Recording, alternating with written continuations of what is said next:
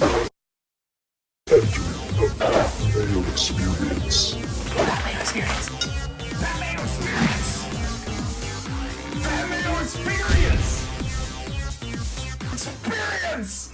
Welcome to the Pat Mayo Experience, Week 8 Waiver Wire Pickup Power Rankings, Full Injury Report, Snap Shares.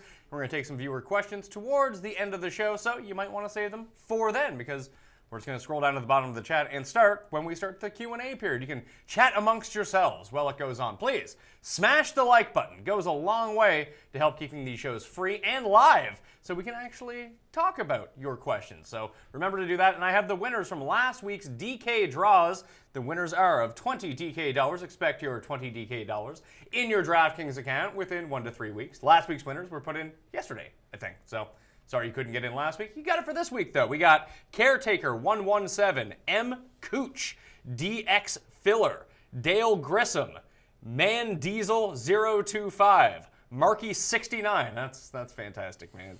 KC Chiefs fan 77. Those are your winners. Chris Meaney. M. Coocher. Yeah, and Matt Coocher, he's getting in on it. Thanks for getting in the contest. Fantrax.com, The Athletic. Yes. We support The Athletic at the Pat Mayo Experience. Nice. Yeah, I just had the first basketball article published today for those who are playing fantasy basketball and, of course, hockey all the time. Oh, that sounds like fun. How are we doing in basketball so far? I see Anthony Davis, hot start, so that has to be good for us. As long as he's healthy, man. Like, he's the number one player in fantasy basketball. Right now, to date, he is, and there's no surprise. Like, the Pelicans have scored almost 300 points in 2 games. They play at a fast pace. He's balling out. So we're doing okay. DeRozan has been fine, and I think he's going to have a good year. There's a lot of injuries in San Antonio, and we'll run the waiver wire. Yeah, we'll see how it goes. So I do want to let everyone know after the live stream is finished, so if you're watching this after the fact on demand, that you need to smash the like button. That's step 1. Step 2, leave your DraftKings handle in the comment section, not the live chat, the comment section, because I can't see the live chat afterwards, so you're just wasting your time. And tell me your favorite waiver wire pickup for Week 8 heading into it that's available in your league. And boom, you're in a draw for 20 DK bucks. You can win it, and you can find out the winners on the Week 9 waiver wire live show. Where do you want to start? Do you want to start running backs? You want to start injuries? You want to be mad about the Eagles? What's going on? A little bit bummed about the Eagles for sure. As someone who locked in Carolina as their top bet of the week, I was very happy. So I had Carolina in the spread, but like as a fan, you want to see them close that game out. Obviously, in the fourth quarter, these guys are dancing on the field. Like defense hadn't allowed a point, and all of a sudden, Carolina, balls out. And Cam Newton hadn't had a pass attempt over 9 yards until the fourth quarter, and then he was just picking apart the secondary. I guess there's a couple things, like obviously Todd Gurley and Thielen are just unbelievable. The safest fantasy football players I've seen in years, besides Antonio Brown, of course, for the past several years. It was the week of bad chalk. It was the week of bad chalk. Yeah, I need to go on record. I need to apologize to the peoples out there about Jermaine Kearse. I don't know. He played 90% of the snaps, and he was open on most of them. And they were like, you know what? Can't do it. So that Can't do it. Can't pass to him. That was frustrating in my home league, last week with Quincy putting up a negative showing and then Kearse doing nothing yesterday. It's a couple takeaways. Trubisky didn't look good throwing the football, but he has a great fantasy day. And then the Jacksonville Jaguars, like, do they suck? Are they awful? Like, these guys were considered Super Bowl contenders. Bortles gets benched, deservingly so. Yeah. The defense is a joke. Are we going to see Kessler? I think Kessler's better than Bortles. At this point, why not? They go to London this week, they always play great in London. They're going to have the Eagles, both of these teams playing under their potential. Do you worry about the Eagles? Not really. I don't either. Who's really giving them any heat? Yeah, that's the thing. Like Washington wins last night. They're 4-2. They lead the division. 4-3, I think. 4-3? Yeah. Okay. So, and then Dallas goes to 3-4. The Eagles go to 3-4. And no one's really sweating the Giants. Yeah, nobody's. And Philly hasn't played really anybody inside that division yet. They get the one win against the Giants. So they'll have 2 games against Dallas and Washington. It'll be fine. But there's the run game is not there, and the offensive line is Jason Peters is a lot older now, and it seems like every play he's on the ground, and Carson Wentz is getting smacked. So the offense looked really good to start, and then it just it kind of disappeared. But I'm not really overly worried about them. All right, let's talk running backs for the week. Let's roll through this injury report because there was a lot of them. Yeah. So the guys that did not play yesterday, you got Dalvin Cook and Leonard Fournette. Is Cook going to come back? He's got to come back at some point, right? Yeah, I feel like we said this last week. It's been the last 2 weeks. Game. Yeah, a winnable game. Maybe they don't need him. That was a couple weeks ago. Same thing last night against the Jets. Maybe they don't need him. Maybe they're just some teams, we said this before, some teams rush guys back and it puts them right behind the 8 ball. They're out multiple weeks. So maybe they're just doing the right thing with Cook and he's going to come back. But yeah, it's extremely frustrating. But, I don't know how you felt about Latavius Murray, but he was the last pick. He's already won people 2 weeks now in seasonal formats if you handcuffed him. Well, the biggest thing, even if you didn't handcuff him, because everyone dropped him after that Bills game. They're like, he sucks. He can't do anything. He's awful. So now he's had back-to-back solid campaigns, and anytime Cook's out, you can feel safe about him being an RB2. So Fournette's expected back after the bye. So London this week, bye week, then week 9. Fournette, sure, week 10, week 9, whenever that the bye is. He should be back. What a sticky situation. That's going to be. Why trade for Carlos Hyde? I don't get it. I don't get it either. Especially you trade for Carlos Hyde and he's inactive. You trying to tell me he couldn't be active? They did trade for him on a Friday, and they played on a Sunday. So what? It seems strange. It does seem a little bit strange. My initial take was maybe Fournette is not ready to go, and then you hear reports that you just said maybe he's going to be back week 9.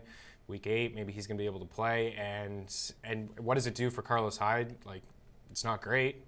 Like, when Fournette comes back, you're not going to feel comfortable about starting him. Maybe they just felt like they're a little bit ticked off with Fournette and they didn't want to be rolling out TJ Yeldon and his 20 touches a week because he's not really doing anything with them. It's true. So the guys that got hurt yesterday, Sonny Michel, could be serious. We don't know yet. Looks serious. Look bad. LaShawn McCoy exited the game with an ankle and head injury. Now it's just a head injury. Yeah. Chris Ivory also hurt his foot in that game. He kind of remained in the game, was on the bike on the sidelines. They don't play till Monday night, so that's super tough. Then we got Bilal Powell. Got the night at the Roxbury injury. He's got a neck problem. Royce Freeman got hurt on Thursday. Haven't heard a thing about it. Yeah, not a peep out of him. Like, initially, it's like, oh, that looks terrible. He exited. They're like, oh, yeah, it's just an ankle sprain. He'll be fine. So we don't even know on that one. Melvin Gordon, surprise inactive, screwed us. And did it ever. There's nothing we could do either. No, we couldn't pick anyone up because the waivers didn't run till 11. Yeah, and our benches are so small. We don't want to drop anyone. So we lost. Yeah. I think we're winning, but really? we're going to lose. Oh, okay. Yeah. Matt Breida, the other one. Yeah. It sucks when you have guys like Dalvin Cook and Leonard Fournette, who at least they're declared out before the game. Yeah. Matt Breida is turning into those guys because he's hurt every week. He's like, oh, I'm going to tough it out and play. 3 snaps later, oh, I'm hurt. I can't play anymore. And somebody asked me last week, and it was a 49ers fan. It was the Monday night game. What do I do? I need a couple points. Should I go with Breida or should I play it safe with Morris? And you're like, play it safe with Morris. And he didn't play. And then you wonder, play it safe with Morris, and because Breida could come in, play 3 snaps, and be out of the football game. And that's exactly what we saw yesterday. So that's a tricky situation. You're going to have to ride that out with Breida. It's another example of teams, playing a guy where instead you can sit him for a couple weeks and he can be fine with the Dalvin Cook thing. So, what do you do with Matt Breida? I mean, you continue playing him. You definitely don't play Alfred Morris. I mean, he's droppable. Well, Raheem Mostert. Mustard is what I call him. I like to call him Mozart. Yeah, Mustard. Put him in your lineup. Yeah, I guess so. So the rankings for waiver wire pickups, Marlon Mack is still available in 60% of leagues. Wow. Which blows my mind. So he's number 1. Judge Ito is number 2. We'll see what his split share is like Monday night. Jalen Richard, number 3. Chris Ivory, number 4. I'm banking on Shady being out. Yeah. I mean, I don't know for sure. It looked like a really bad injury. That's why I was surprised to hear them talking about the head. Like, it looked like, a pretty bad ankle injury. We got Mozart at number 5. Aaron Jones. People are sick of his nonsense. Yeah. He's at number 6. Duke Johnson, 7. Wendell Smallwood, Kenyon Barner, and Trenton Cannon. Cannons to the left of them. Cannons to the right. You're going to grab him in deep format? I don't mean if Powell's out, Yeah. they did. I mean, all they did was pass to him in the second half. I know, and Corral has been, he's been nicked up for a couple weeks now. He's hardly practiced over the past couple weeks, and he's really nothing exciting considering. Look at his stat line. He's got some touchdowns. I got Devonta Foreman at number 11 too. I'm just not sure when he's going to be back. Yeah, I know. They were all hyped for him to be back week 7. Well, week 7 has passed. Yeah, and he's not playing Thursday night. I know. And Lamar Miller had a 100-yard game and a touchdown. The Jags really do suck. The one name because the one injury we didn't talk about is the Marshawn Lynch out for at least 4 weeks. So I have Richard at number 3 because no way in hell I'm picking up fucking Doug Martin. Oh, I know. And I've had a couple people. It's not happening. A couple people ask me, Chris, you always talk about opportunity and volume. Can't ignore it. Doug Martin could get 15, 20. No. I just don't care about him. We've seen it before multiple times. At Tampa Bay, he had every opportunity, for carries and touches and didn't do anything with them. I do believe that Gruden will give him some touches. Oh, but I'm he's sure not going to be efficient. I'm sure he will, and he sucks. Yeah, So he's not going to be efficient. We'll see what happens. He's been ranked in worst place every week this year, along with Mark Ingram. Mark Ingram had a real classic worst place game yesterday. He did, yeah. Because not only is he now sucking himself, he's taking away from Kamara. I know. So that's never fun. It was positive to see Kamara get, 17 carries, because last season he never had any games with over 12. Yeah. So that was at least positive to see him get back into that, and he that got range he had. he at got the start. goal line touchdown. He got the goal line Ingram just kept touchdown. getting stuffed every time he touched the ball because he reeks. Yeah, that was fair. Mac is very interesting. I'm surprised that he's owned in so many leagues. I understand that he was hurt, to start the year, and he's just frustrating. But that was kind of his coming out party. He played the most snaps he's ever played. He caught a few balls, found the end zone twice, I believe.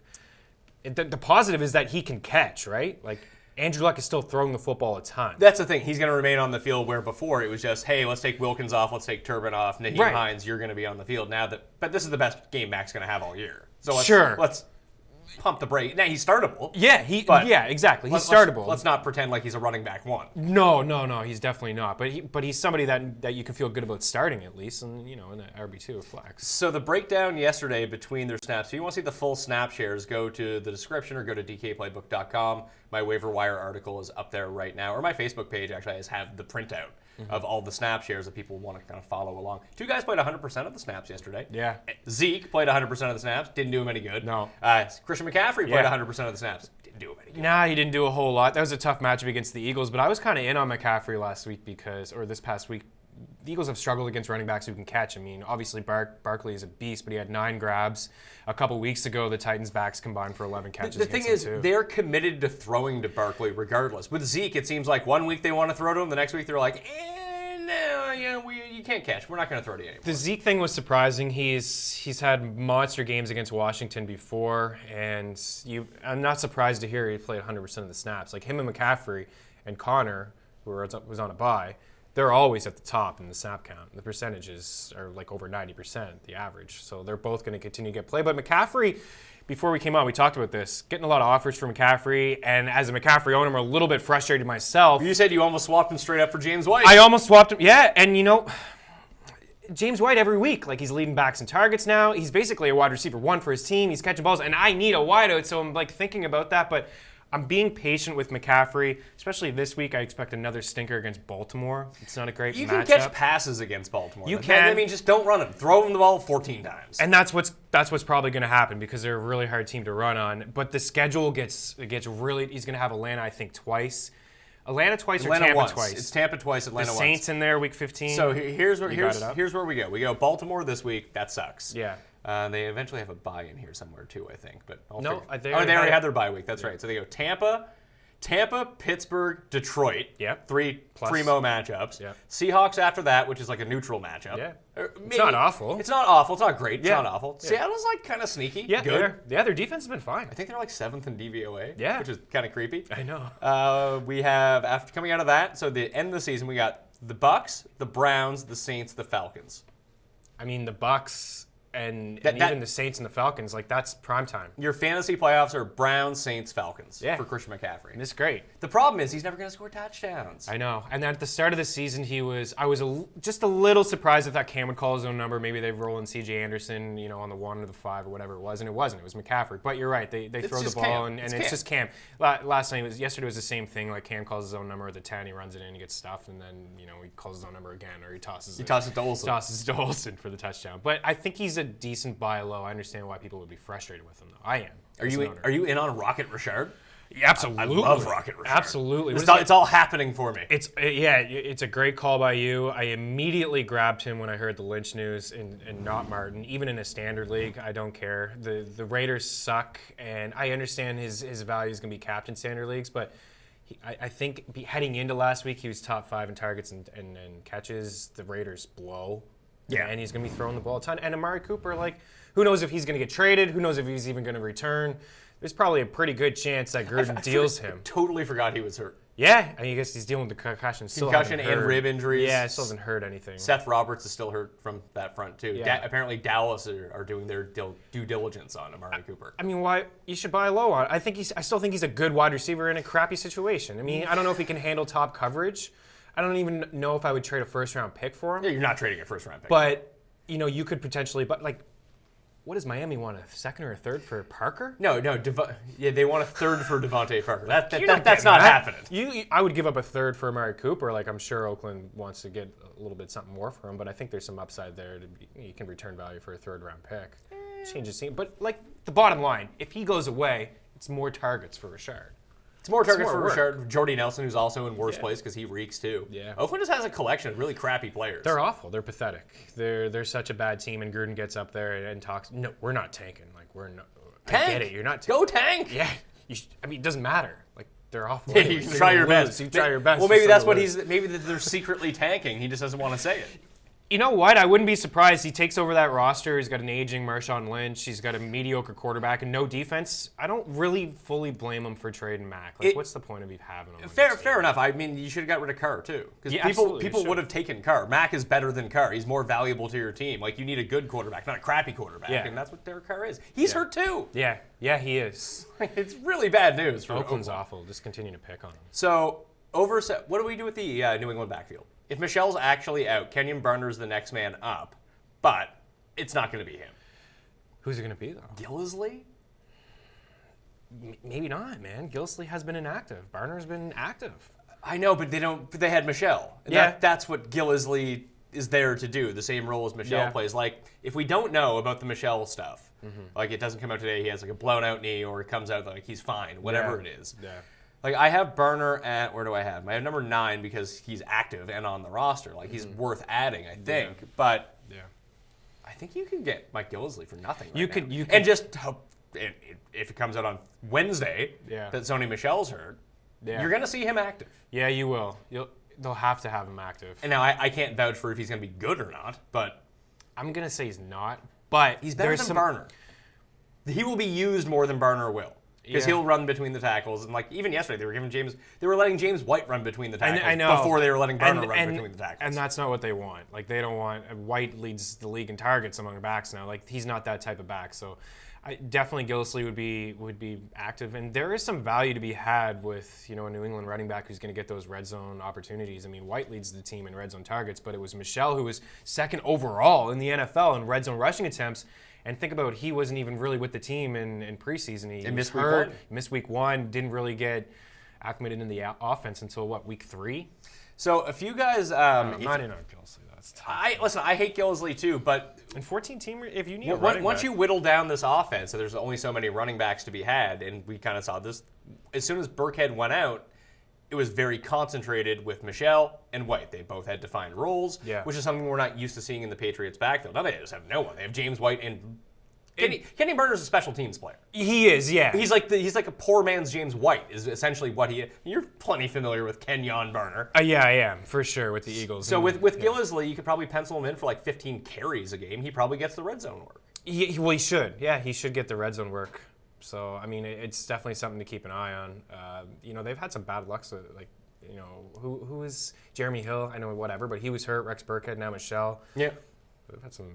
I mean, what's Burkhead's ownership? I mean, that's a guy that I'm maybe more excited about coming back in a few weeks and maybe taking over. When's he back? Week 12? Yeah, that's probably a little bit too late. Yeah, you're probably done. Yeah. At that point. The only other one is like the Ivory thing is interesting, but he could be hurt. We don't know about that. And Shady could be back, but Marcus Murphy would be the other one. Yeah. If you desperately need someone, or because Kiki Cutie is going to miss the game on Thursday night. It's a quick turnaround for Miami and Houston. on Thursday, yeah. Tyler Irvin was playing in the slot instead of Cutie, and he's 0% owned. And he's running back eligible. Yes. Or he is a running back. That's a good call. I was going to bring him up because I noticed that as well. He was running a lot of routes in the slot. So you're right. On a Thursday night, short week, there's going to be no Kiki. So if you're desperate. If you're probably desperate. a better showdown play yes. than anything else. Much better. But where is he at right here? I have Houston's snap share. Houston, Irvin, 34% of snaps. Miller, 70%. Blue, 42%. Irvin, 34%. Irvin didn't line up once in the backfield. Yeah. Perfect. So as soon as Cutie went out, Opportunity. he was on the field. Like Ryan Griffin was hurt in that game. We don't know if he's going to be back on the quick turnaround week. Seems like they're comfortable using him in the slot. And There's some value to be had. there is. Yeah, If you are desperate. Yeah, in PPR formats. If you had the choice, like Frank Gore's still widely available, right? So I have him at number 12 here. Unless you needed someone to play this week, would you rather take the shot on Gillisley, not knowing anything, or pick up Frank Gore? Yes. I think I'd rather have Gillisley. And same with, if Gillisley was active on a Wednesday and he was practicing and he was going to be involved, I would even have him over any Buffalo back as well, just because I understand Ivory has had some touches. He's going to get them. If Shady is out, I would play Ivory.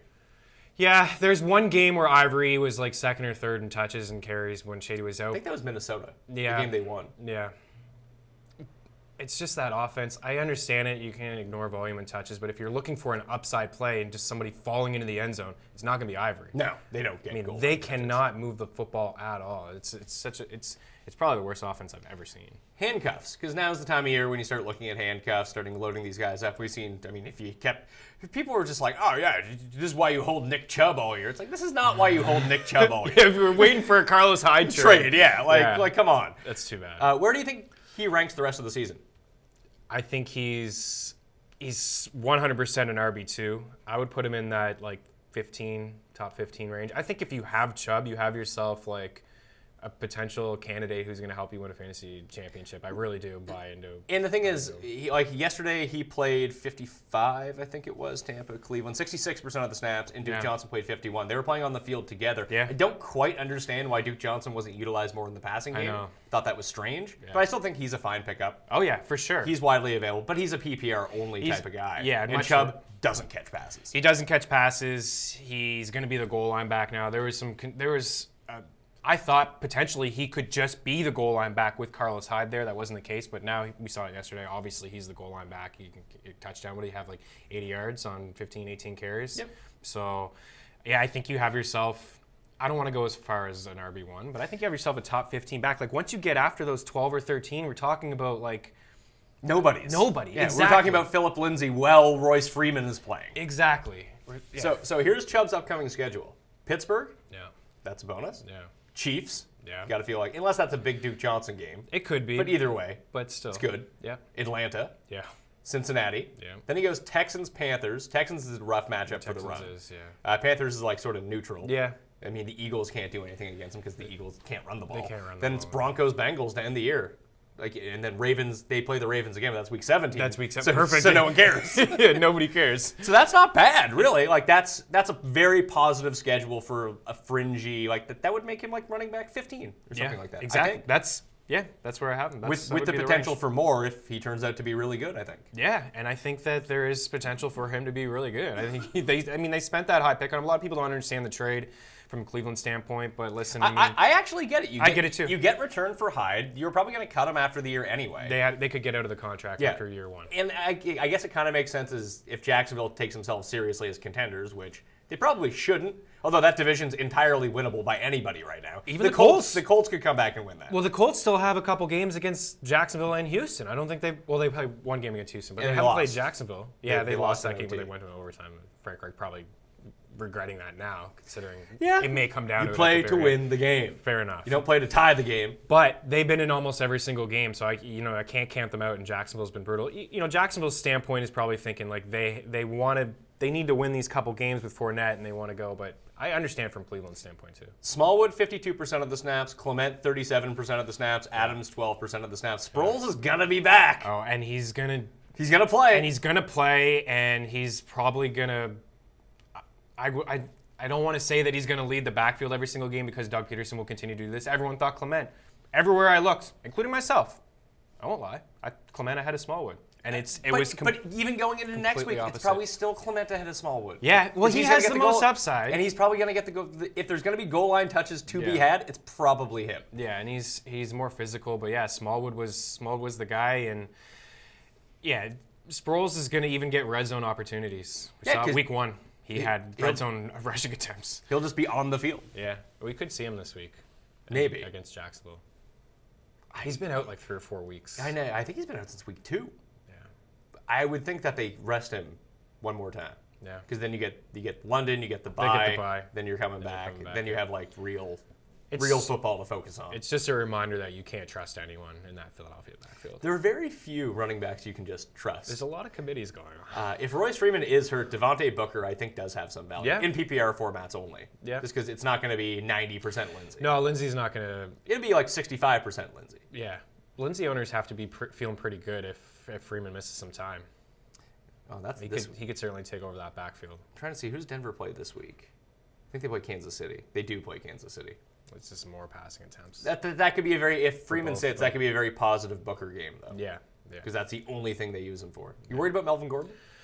I'm not. No, I'm not. He may sit out one more. They're on a bye. That's perfect. They played it smart. I agree. That's kind of like what Anthony Lynn said. He was just like, hey, we're in London. We have a bye week. We want him to be healthy. We're better when he plays. Exactly. But like, hey, Eckler's fine. Eckler played 95% of the snaps, did nothing. He did nothing. Nothing. He was very, very disappointing. I know somebody had reached out to me. Lucky because they were over in France and the time difference all weird. He's like, lucky I couldn't play Eckler against him. And he was like, no, I wish you did because he didn't do a whole lot. But that's just smart, man. I love that. When teams do that, especially the Chargers, they're rolling, they're great. They squeaked out a win. They probably thought we'll be fine. We'll win this game without Gordon anyways. So I got lucky. But, that's great. Now you got a healthy Gordon in 2 weeks. The only other ones right now, like I don't know what happens in that Jacksonville backfield. Like this week, is it a 50-50 split between Yeldon and Hyde? Do they just give it? Do they insert Hyde into the Fournette role and Yeldon goes back to what he was doing? That would be my guess. That's what should happen. Hyde's good. I think he's a great back. And If you had to start one this week, I think I'd still start Yeldon. He's going to catch passes. I wouldn't. Really? Well, but the thing is, Philly's run D is still good. It is still good. So you bring up a good point. Presumably he gets shut down. They have to pass. But Hyde can catch too. It's just he's not put in that role. Man, he had like 87 targets last year. that was all because San Francisco sucked. I get it. Maybe Jacksonville sucks too, but yeah, you're right. I just don't feel great about Yeldon. I just don't see even this week when he was the guy. I had that conversation with Jake. Like, I understand he's going to get all the touches and all the snaps, but Houston's such a tough matchup, and I just don't see the offense. Performed. He scored a touchdown. He did. He touched, 5 catches. I feel like though. that's the positive. The touchdown kind of saved his day. But. And they're underdogs this week, so if they're down, and he's the one who knows the offense, especially if they start like Kessler, they'll want him in there because he knows all the pass protection instead of Hyde. That's the only place where running backs really need to catch up. Do you think he starts? I think he starts. I would start him. I think Bortles Fuck is awful. Yeah. He's what do you got to lose at this point? It's like 3 or 4 straight games now where Bortles has just been pathetic. Do you go back to the well and be like, Bortles dominates England? Like, let's get him in.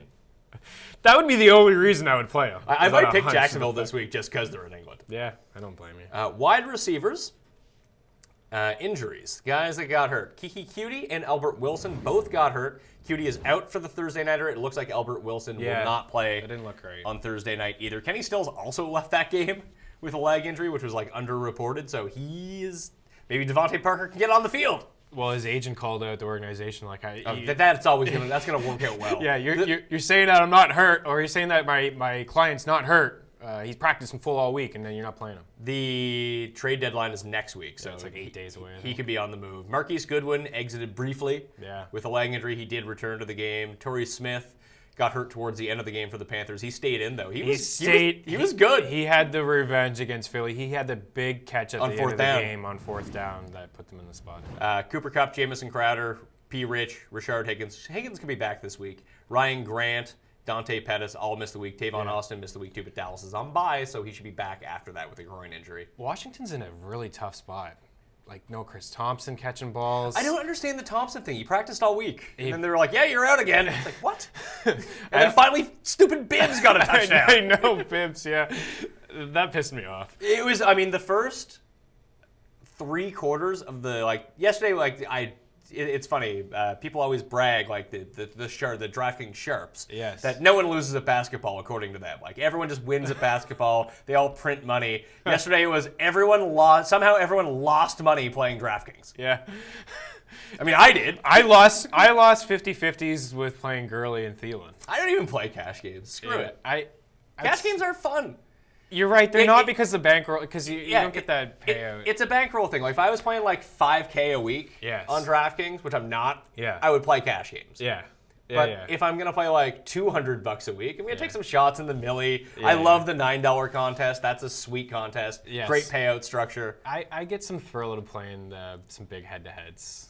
Big head-to-heads are different. Yeah. But like just the giant 50-50s? Yeah, no, I'm not interested in the $2 double ups or the $5 double ups. Some people I like to play like the listen. If you're $100 a smart DK player, Yeah. that's exactly what you should be doing. Yeah. Is playing the $2 double ups, building your bankroll up, and That's how I've always played. Like I've built my bankroll up that way, and then I just ended up lose in tournaments. I just ended up just saying like, you know what, YOLO.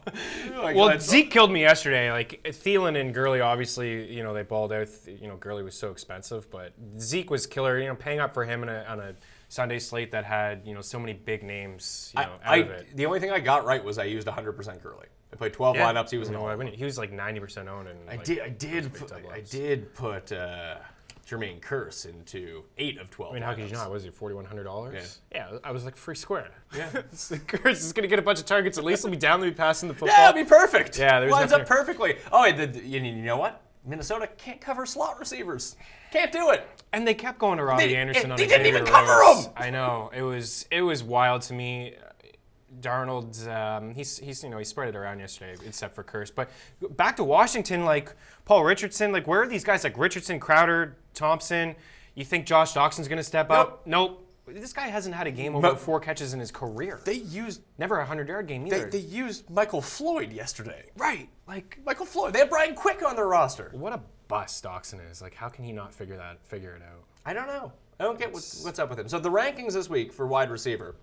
I have Geronimo Allison at number 1. People have forgotten about Geronimo Allison and how good he was because he's been hurt for 3 weeks, but he should be back following the bye. And if he's the number 2 or number 3 in that offense, He's the number 2. Yeah, he would be the number 2 with no Cobb. Like Whether Cobb is back or not, Allison's the 2. Yeah. Cobb's just the slot guy. Yeah. So he's number 1. Christian Kirk at number 2. Not sweating that too much. Traquan at number 3. You could move Traquan up if you wanted to. Yeah, I wouldn't take any stock into yesterday's game against Baltimore. It's a very tough matchup. I actually would take some stock into it. He played a bunch. Yeah, but I mean, if you're looking at the stat line, you're like, Yeah. whatever. It's not great. We had Ted Ginn's on IR, so that's just a tough matchup against Baltimore. It's his job now. So let's Yeah. see the snaps for them yesterday. Michael Thomas 93%, Traquan 73%, Cam Meredith 25. He is the wide receiver too in that offense. Absolutely, yeah. He's like the one good keeper I now have, who's like a fringy keeper. Yeah, I mean, it's solid. I'd probably put him up ahead of Kirk. It's just more upside in that offense. Potentially, but you still have to. Kirk is the. But the thing is, you still have to get. Kirk could be the number 1 in that offense. Yeah. Where Smith at best is 3. Yeah, And he could be 4 or 5. Yeah. Depending on the week. Yeah, Cam Meredith is. I got him in a deeper format. He's not doing anything. No, but Godwin at number 4 for me. Godwin's good every week, but he's splitting, they're playing Humphrey so much that he's splitting with D-Jax that it's always going to cap his upside. I don't think he's a solid wide receiver 3. I hear that in the fantasy community with Godwin. I know he's getting touchdowns, but I don't think he's a borderline 3. He's a guy you can play as your 3, but you can't expect the world out of him. No, you can't continue to expect these touchdowns. You're right. Humphreys is getting a lot of play, and Deshaun Jackson, and when they were down in overtime and in the 4th, he hardly touched the field, and I thought maybe he was dinged up, and then he came back on late. He doesn't play all that much. No, he doesn't. And Jameis throws the ball a lot. They can't run the football. I think he had 53 passing attempts. I know he didn't have any passing touchdowns. He ran one in, but he throws the ball a ton. Jones had his first touchdown of the year. They can't run the ball. No.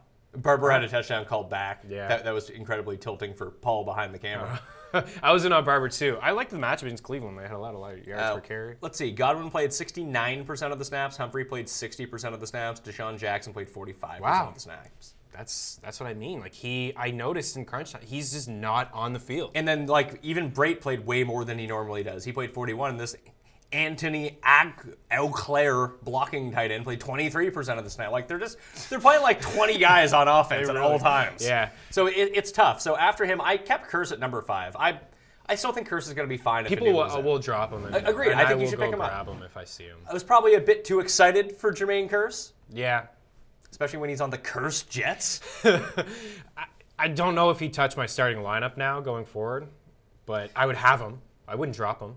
I mean, you probably don't need him in standard leagues and PPR leagues. I still think he's going to be fine. I have Gallup at number 6. Yeah, I mean, if Gallup had... But are we trusting that offense? It's tough to... That was a blown coverage. Like, yeah, I forget who the defender was, but he bit on the hitch, and, Gallup was wide open. If Dallas's offense is going to be good, it's going to be because of Gallup. Like, he's the guy that's going to make them... Like, nobody else in that offense. Beasley, I guess, would he catch another 7 balls? Like, in a PPR league, we talked about him last week, and then he had 9 catches a week before. Yeah, but I mean, PPR format, it really felt like he had upside? every single one of his catches on that final drive. Yeah. I think he had 4 in a row. It's like he was doing nothing. Yeah.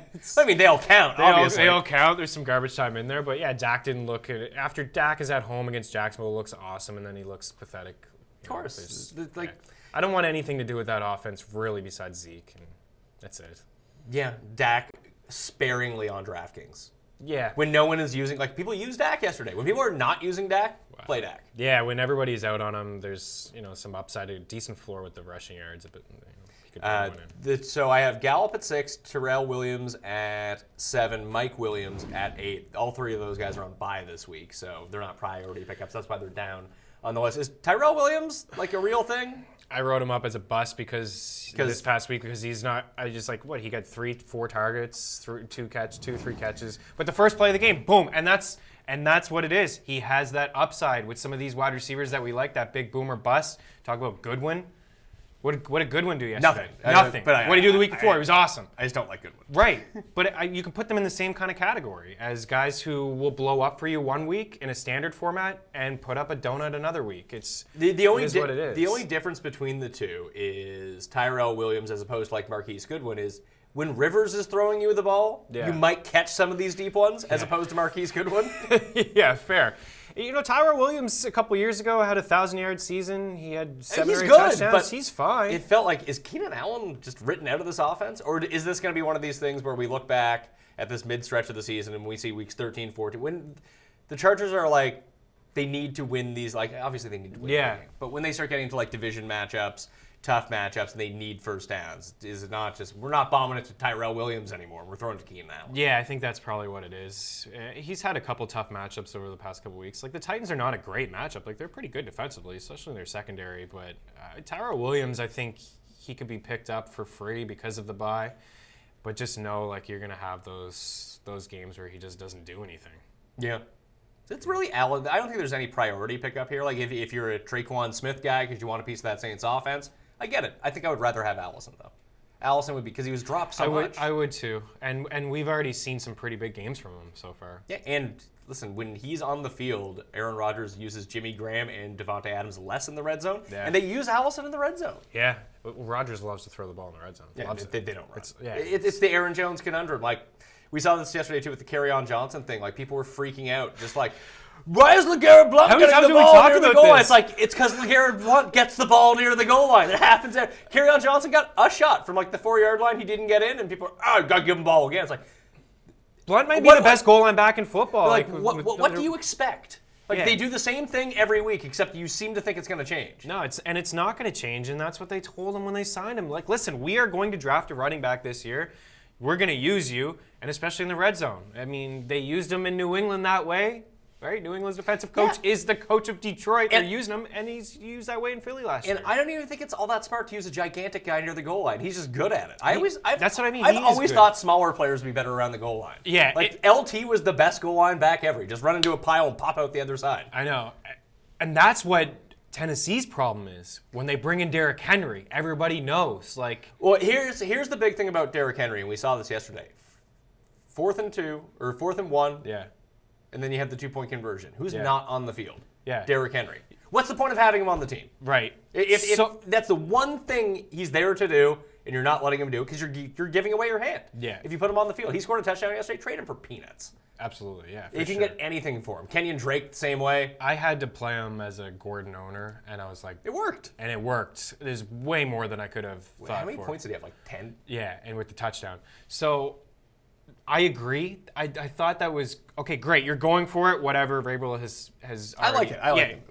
But the play call was pathetic. As you're right, it's an empty set in the backfield, and you're throwing it to double coverage to a 5'7" wide receiver. Like, where's Corey Davis or where's Henry to run the ball in? So I just didn't like that play call. I thought it was pathetic. Jags receivers, once Kessler came in the game, D.D. Westbrook was deprioritized. Dante Moncrief was super prioritized. They moved the ball on that first drive pretty good. So I think they'll roll with Kessler. I just don't know. It's just a big-time guessing game. Honestly, my favorite wide receiver out of that bunch is D.D. Westbrook. I think he has the most upside and the most skill. I agree, but I think he's better with Bortles. I don't know if he and Kessler are on the same, at least based on the one half of data that we have. He just hates D.D. Westbrook. He was on to Chark attack. Chark, and if they get inside the red zone, I feel like maybe Moncrief is that number one target for him. So it's just, it's nothing I would feel comfortable with these guys. Tight end injuries. Ricky Seals-Jones hurt his forearm on Thursday night. No word yet on whether he's going to be ready for Week 8. Jeff Swaim. Yeah, he got hurt. Yeah. He hurt his knee. They're on bye week, though. Eric Swoop hurt his knee, so him and Doyle are both now hurt. Gronk, not playing. We talked about Selling Gronk last week. James O'Shaughnessy missed the game with a hip injury. He could be back next week for London. We'll see, though. They might just keep him out until after the bye. Yeah. The Grinchage. This is not good. No, their offense is not good. Ryan Griffin didn't play because of an illness. Not sure whether or not he's going to play on Thursday. We'll see about that. CJ Uzomah is still available in 75% of leagues. He's the pickup. Why is he available in so many leagues? I mean, he was number one on this list last week. He's got a touchdown back-to-back games. I don't even know if he's got 2 at least on the year. He's got a few games with 40 yards. Why not? Think of him just like you thought about Tyler Eifert, but he's healthy. Yeah. Chris Herndon, number 2. Yeah. He should have scored 2 touchdowns yesterday. I know, he really should. He's the Jets' tight end to own. I have Ben Watson at number 3 solely because Minnesota, bad against tight ends. Yep. Their team to stream tight ends against. Ben Watson. Yep. He got his revenge yesterday. He got his revenge game, scored a touchdown. Yeah, there's not a lot to there's nothing. Dallas Goedert had a touchdown yesterday. Yeah, it's Watson, Vance, Goddard, Doyle, because Doyle's eventually going to be back, I think. I've held on to Doyle in a deep league. That sucks. It does suck. It's like a 16-team league, and there's nothing out there. Just because of the way that the Colts throw the football so much, I feel like it'll be okay. But yeah, it's getting to the point now where when is this guy ever going to come back? Like he's been out for so long with a hip injury. That stuff we've seen tight ends before.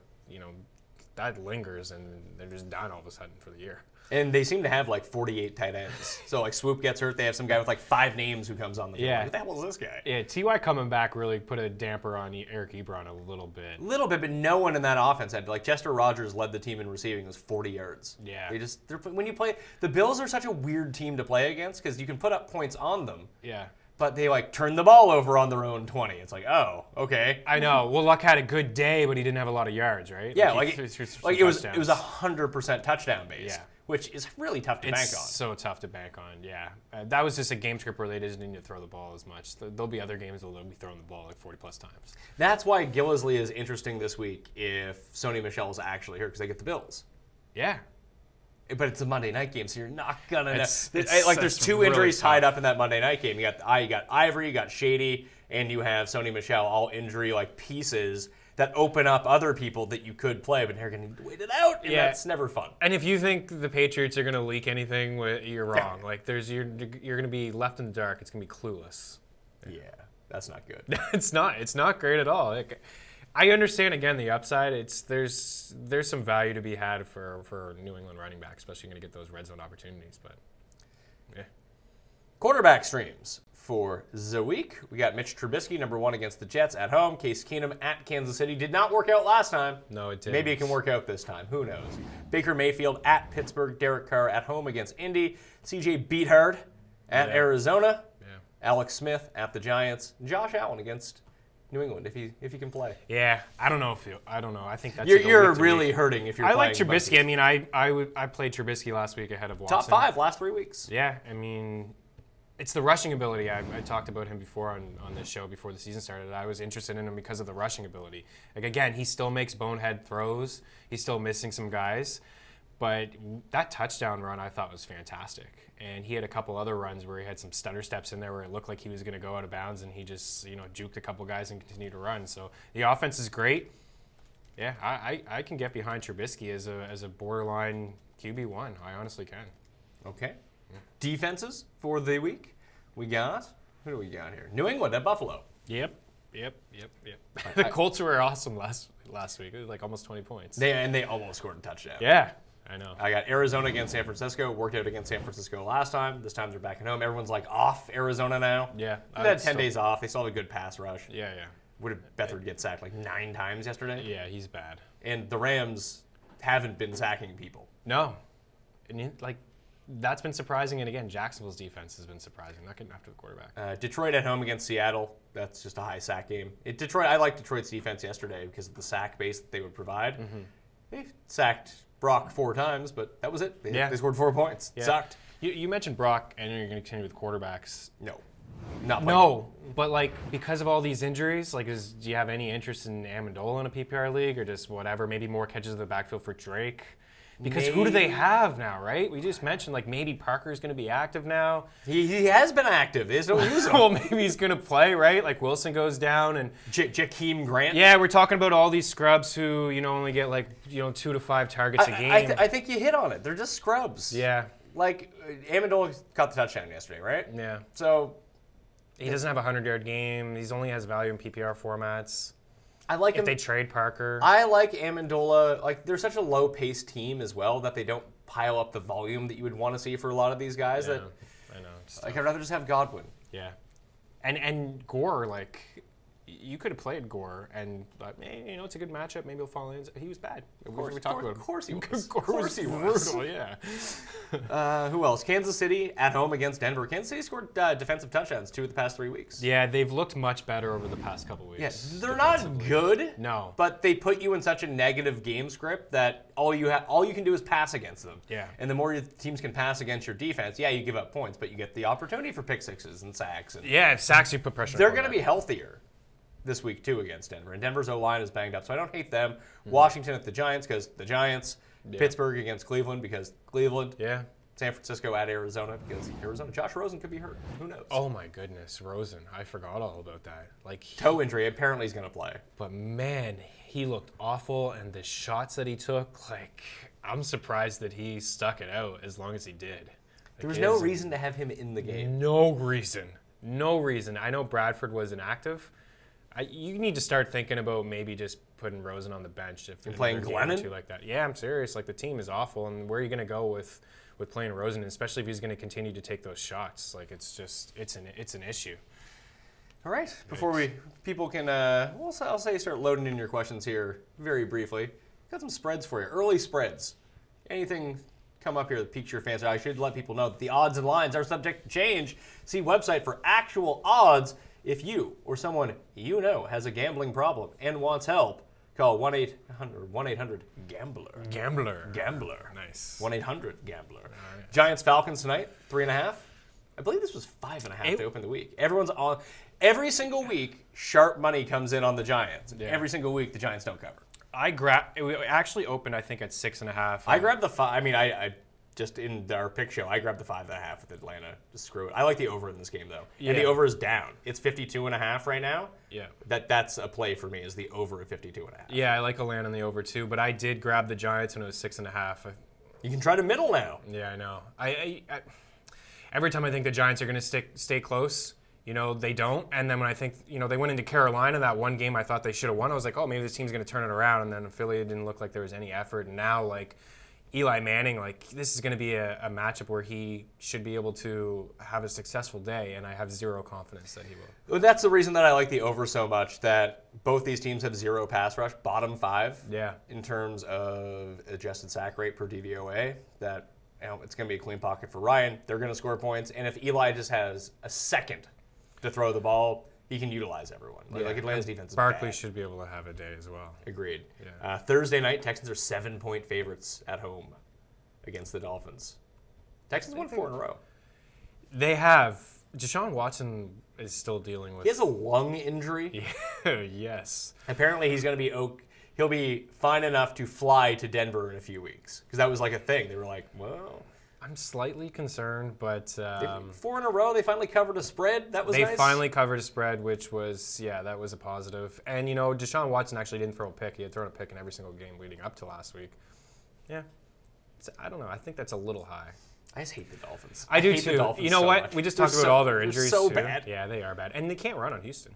No, Houston's solid against the run and the pass rush, man. You get Yeah. It is a revenge game for Brock. There's no chance he gets a W. Philly and Jacksonville, the early London game. That's 8:30 in the morning. Yeah. Why is this I thought one? it was 9:30. It says 8:30 here. I think the times are off though, because it's telling me no, 1 o'clock. No, it says Okay. 8:30 in the morning. Perfect. Yeah, Even yeah, earlier to wake up on a Saturday, be even- super hungover. Oh yeah, be hard. 3 points. Eagles are favored by 3 points. Yeah, that seems right. Yeah. I'll probably take Jacksonville either way. I'm gonna take Philly. Of course you will. Always. I take bet Philly. against them before this year. Um, Atlanta. Baltimore, Carolina. Ravens are 2-point road favorites. I like Baltimore a lot. I was bummed. I was wrong on them yesterday. I I mean, they'd you win. were wrong on them yesterday because you Tucker don't expect kicks that Tucker to extra- miss an extra point. That He- game goes to overtime. It's a 2.5 spread. They kick a field goal, they win and cover the spread. Exactly. I'll be in on Baltimore going to Carolina. I just think their defense is top notch, man. Top notch. I think that Baltimore New Orleans game from yesterday may have been my favorite game of the year. Yeah. At 4th down, we're going for it. Oh, it Both was- teams. It was great. Wasn't it awesome? It was all. It kind of proved. Here's why you don't punt. Exactly. Because if New Orleans hadn't have continuously gone for 4th downs, they would have scored Yeah. like 10 points. Right. Same as Baltimore. 4th and 8. Let's go for it. The whole first quarter was like that. I think the Saints went for it 3 times on the fourth first and- drive? Yeah, on the first drive, and I don't think they came away with any points, but they still had the field position battle at that point, right? You turn over the ball in the 5 and you go that way. I love when coaches go for it. And you're starting to see that more and more. Like people are getting into the analytics, right? And the statistics. Oh, we're better off going for it here on 4th and 2 than punting it away. Well, it's funny how you can like retroactively look at results and make good decisions or bad decisions. Ron Rivera punted from the Eagles' 31-yard line yesterday. Oh, I know. Yeah. Into the end zone. Well, what screwed them over is because I think they had an offensive delay game, which put them back, and there was some wind in the face. But yeah, they should have went for it. Just go for it. should have What's went- the difference? That's exactly If you're going what to it kick it into the end zone anyway and put them at the 20, what's the difference? You 100% should have gone for it. I mean, Philly threw to Goddard and Ertz a bunch. They should have just kept throwing to those two guys. Carolina could not stop it. They really struggle against tight ends. Ertz, ate them up last. Ertz is awesome. Yeah, Ertz is the number 1 tight end. Yeah, he's fantastic. He doesn't even score touchdowns to be the number 1 tight end. No, and Wentz just goes to him all day long. Do you and think? Jeffrey too. Do you think that's why Goddard ends up with catches because he thinks it is Ertz? They do look alike. I even get 80, confused. 88, 86. Yeah, I even get confused. They're kind of built the same. They both run crisp routes. They have great hands. So like Goddard's he's gonna be a player in this offense. He's going to be like Burton was. That he's going to be an absolute smash start if Ertz ever misses time, Yes. and then periodically he's going to catch touchdowns. I'm just looking ahead. I think in a couple of years, they'll use him much like New England used Hernandez and Gronk years ago. Oh, boy. Maybe it's a different ending for Goddard, but Let's hope so. There's a few games off the board here, but the next one is Seattle and the Lions. The Lions aren't getting a full 3 at home. Seattle coming off the bye 2.5. interesting. The Lions have been pretty good. Lions are sneaky okay. I like their squad a lot. It's hard to trust Golden Tate obviously in the slot gets a lot of the looks. You can't trust anyone, but that's sort of why their offense is kind of good. That's where I was going because Galladay had a man catch yesterday too. Just oh man, the strong hands. he reminds me of like Jordan on Space Jam with the arms. Like his wingspan is crazy. He's very, very talented. Yeah, they got 3 guys that they can use. They get some backs like Kerryon Johnson as a player, man. He's running, and they got a goal line back. Theo didn't play, and they were still fine. And I like Stafford, obviously. So, Packers and Rams. Rams 9.5-point favorites. oh wow, 9.5. There's gonna be no cup. Is that in LA? Yeah, Man, I love the Rams. That's high though. 56.5 over under. That's the stack game of the week. Yeah, it really is. There's a few big ones. San Francisco and Arizona, not a high total, 43.5. Yeah. Arizona's only favored by a point. They just won in San Francisco. Yeah, I like Arizona. I'd like Arizona too. I mean, they get the best player on the field. David Yeah. Johnson. Josh Rosen. They made the coaching change, right? That's true. Maybe So, I mean, I think that's... they it got could really Byron help Leftwich them. as an OC. Maybe they just play him. Imagine that. Byron Leftwich, yeah. Saints and Minnie is the Sunday night game. Minnesota's Oh, that's- favored by a point. It is in Minnesota. But like the Saints I'm should have gonna- the Saints should have won that playoff game. Yeah, they really should have. I'm going to lean the Saints in that game. I'm going to jump all over that right now. I'm curious to see because I feel like people will bet the Saints in that game. Yeah. I feel like that line may change. In Minnesota, they'll probably still be favored. Monday night, Patriots at the Bills. The Bills are 13.5-point underdogs. That's going to go up to 16. That's going to go up to 16. I might just 17. grab the points Yeah. because like New England's defense sucks. So like The problem is New England doesn't turn the ball over enough, and that's chance. That's the entire Bills offense. They just wait for you to turn the ball over on your own 10, and they can kick a field goal. Yeah, there's no chance that they're going to lose by 20 plus. By 20 plus? Yeah. All right, let's take some questions here on the YouTube feed. So start getting your questions in right now. This is where we're going to start here. And we'll take a few here before I let the podcast listeners go. They don't need to listen to half an hour of us like answering people's questions, anything like that. Yeah. Would you trade Willie Snead for Marlon Mack? Yes. Oh yeah, for sure. Question 1, boom. Boom, off to a good start here. Would you drop Corey Davis for like Geronimo Allison or one of the top wide receivers? I would not. I wouldn't. I was offered Corey Davis last week, and I didn't even want anything to do with him because of what we just saw last week. It's just like part of it's on him, the rest of it's on Mariota. Like I feel bad for. It's just this offense is not run properly, man. They don't take any shots downfield, so it doesn't help the run game out at all. And when they do take shots, yesterday was a prime example. If you watch that game, like guys were dropping balls wide open, not even helping Mariota. But I won't ignore the volume and the opportunity from Corey Davis. Like I still think that there's some upside to be had, and I think people will drop him. I think you can get him for cheap.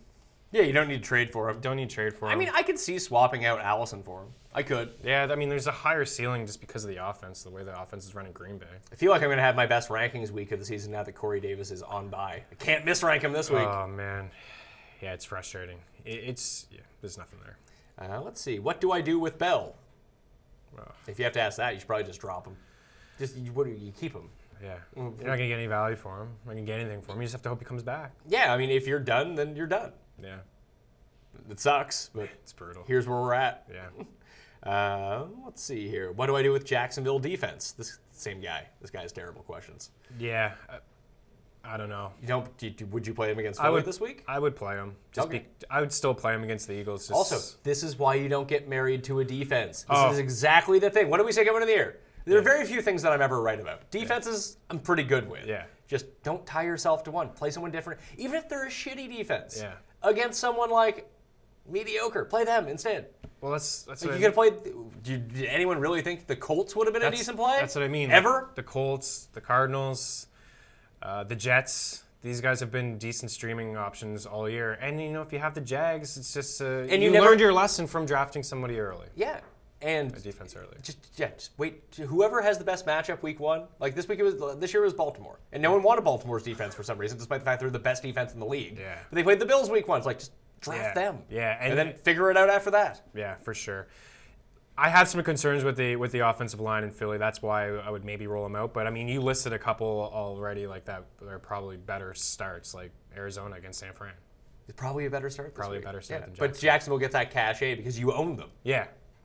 That puts you in a tough spot. Yeah, you spent that. You're married to that pick. Yeah. Is Ito or Coleman the better running back? I would still stick with Coleman. He just plays more. Yeah. I like Ito though. If his name wasn't Ito, I probably wouldn't like him as much. But it's an awesome name. The Judge Ito.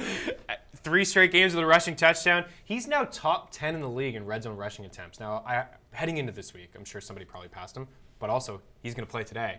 So he gets those red zone opportunities. He had more carries last week than Coleman. I think he's like worthy of a flex start. Like I understand why if people could start him in a flex standard league, yeah. But I still think Coleman's better.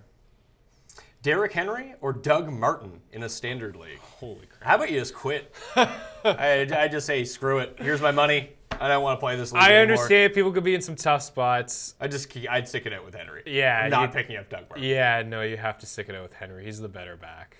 Who do you play as your captain tonight? Who's the captain now? I don't even know. Yeah, I was gonna go Julio with like Jenkins. Let me look at the slate for a second. Barkley? Yeah, Barkley. I mean, who do you think ends up being the most owned captain? It has to be Barkley, right? It will be Barkley. It's just if you use Barkley, he's so expensive. Yeah, it's tough. Yeah, I actually have it was towards the end of one of the videos I did last week. Chris Raybon was on, broke down his showdown slate. Yeah, like to have Barkley as your captain, it's $18,000. Oh yeah, that's hard to do. Like you'd be almost better off. Like what's Ingram? Ingram's 75 as your captain. Like if you get him in, then you can.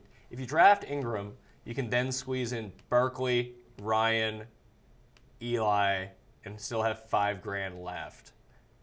I don't hate that. You can use like How much is Hooper? Hooper? He's had back-to-back pretty solid games. Well, that means it's going to be Logan Paulson, only $200. Get him in there.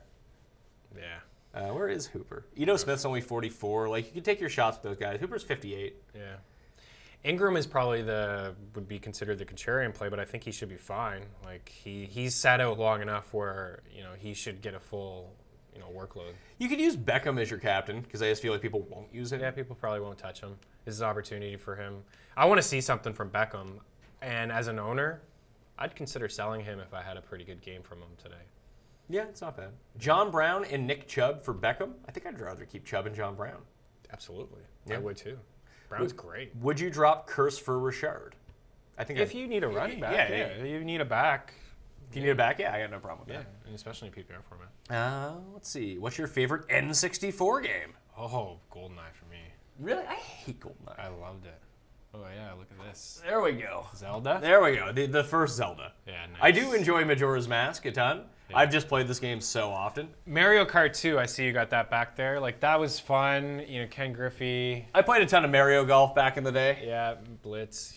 You got the best of the best back there. Yeah. That's for sure. I just think GoldenEye is overrated, though. It is It's only the multiplayer Right. that is any good. The single player Sucks. sucks. Yeah, I tried when I was younger. I used to try to play this. It's like, oh man, where's my friends? Like, I need my friends over here. But this is the whole thing. Why is like Fortnite so popular? Because it's basically the GoldenEye multiplayer mode. Yeah, that's what it is. Yeah, I've never played it. I've never played it though. I'm a 30-year-old man. We're probably the only ones though. I bet I know. Oh yeah, everyone's playing. People are playing it on their listening phone. and watching Of right course. now, or have put the game on pause. And Oh, there are a bunch of people who are. I got a bunch of friends who play that. I'm a busy guy. yeah, it's extremely. I popular. have one friend. He's also a 33-year-old man. He just lives in his parents' basement, smokes a ton of pot, and just plays Fortnite all day long, and like trash talks 9-year-olds. He's He's a real sad guy. I have the same friends too. He screenshots his messages in a chat that I'm in. He's like, settle fuck down. this 9-year-old. I told him the business. It's like, that's great, man. Yeah, feel real good Try about getting a job. yourself. It's not going to now that weed's legal. Hey, now that weed's legal, yeah, that's okay. People were lined up. I saw it. Like, You see Nova Scotia? If people didn't know, my mom called me. Yeah. She ordered. Yeah. She's like, you can order weed off the internet and they deliver it to your house. I was like, that's great, Mom. I'm glad you weren't one of the losers out at midnight waiting 5 hours in line to get weed. It's like, if you're the type of person that was waiting 5 hours in line to get weed, there's no chance you didn't already have weed. What was the point? I just can't believe that. We're in Canada, by the way, if people want to know. Yeah, we're in Canada. It's legal across the country. In now. Nova Scotia, I think there's one place you can get it in the Annapolis Valley, which is like it's like a 2-hour Where you're stretch. Yeah, where I'm from. And, I've had friends told me, Neil Parker actually said he just went to the liquor store in New Minas and didn't understand the lineup. He didn't realize that weed became illegal. And there was just a ridiculous line of people. It's like, do these people just start smoking now because it's legal? Like, where have they been? And did they not have any for the past couple weeks? Like, that's what I mean. Like, yeah. You wait in line for 2.5 hours. Well, the thing is, if you're going to wait in a line for 2.5 hours, you're Order. probably stoned out of your mind anyway, so you already have it. Exactly. Who's waiting in a line? I won't wait in a line for more than 5 minutes for basically anything. Yeah, just order it. Yeah, so. Just it blew my mind. And there was one guy, I saw this interview. So in Canada, Newfoundland is the time zone the farthest. Yeah. So it's a half hour. It's an hour and a half ahead of Eastern time. Yes. An hour and a half. Yeah. Mind you. Yeah, They half have an they have hour a half from hour Nova time Scotia. zone. They interviewed the first guy who was in line, who lined up for 5 days to buy weed, and he said it was his lifelong dream to be the first person in Canada to buy weed. How pathetic is that guy? Oh, that's bad. Yeah, I got a lot of family in Newfoundland. They're not the sharpest tools. My whole family's from Newfoundland. Yeah, they're not. And I heard that every dispensary in Newfoundland sold out within hours. Of course, Ontario's out of weed already. I know. I didn't realize so many people were like really turned off the fact that it wasn't completely legal. You know what? Now like 90% of the population is just high as shit walking around. I think, you know what? I honestly think there's a lot of people like that who didn't want to touch it because they were just... Because it was illegal? Yeah, because it was illegal. They were afraid, and now they But it wasn't even illegal. It's been decriminalized for like 15 years. Right. I mean, people are weird, man. I think they just I know some people that are just like, I'll smoke it now. Okay. Oh yeah, that's strange. That's really weird to me. Yeah. I thought this would actually decrease the amount of people that would smoke. It has. I was wrong. Not at all. That take was almost as bad as my Jermaine Kearse take. And people are super excited. Like, one guy's going to come up and visit me. He's a big Vince Carter fan, and I don't know, the Hawks are, and they play Toronto, and he's just like, he doesn't even really smoke. You know, you can bring 30 grams on the flight? I might.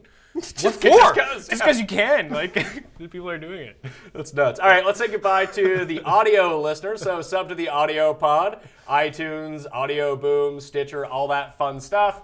We're going to be back. Golf later this week. MMA is back this week, plus the full complement of football shows. We're going to stay on the YouTube feed, though, so if you ever do have questions, we're going to stay on the YouTube feed and continue to answer, but you don't need to have like a 3-hour-long podcast to download. So that eats up your data.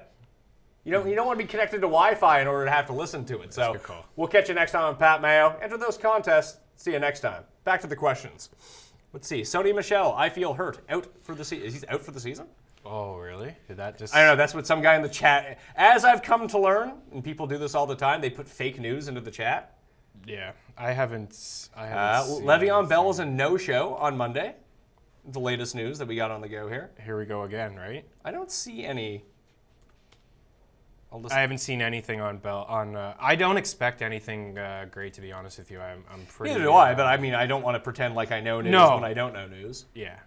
Yeah, exactly. Or if there is... Yeah, it looked pretty bad, which is tough. But yeah, I'm not seeing anything on Sonny Michel just yet. Okay. Traded Allen Robinson for Amari Cooper. That sounds like a bad trade. What was it? Allen Robinson for Amari. Oh, I don't want anything to do with Amari. Yeah, Schefter says... that's from last night. That was an hour ago. He says, quote, expect will... Sick reading skills. Yeah, expect it will be a little bit, but not overly serious. Well, no, we'll take a look at it Monday. All right, so we'll find out on Monday. Yeah. More questions. Drop Ito Smith for Rocket Richard. I feel like you're dealing with guys in the same sort of situation. I'd take the guy in the better offense. Yeah, I would keep Smith. I'd keep Ito. Yeah, for sure. How do you feel about Duke Johnson, Tower, Lockett, Marvin Jones, Jalen Richard, rest of the season PPR? Need one guy for flex spot. I think that would depend on who they're fucking playing every week.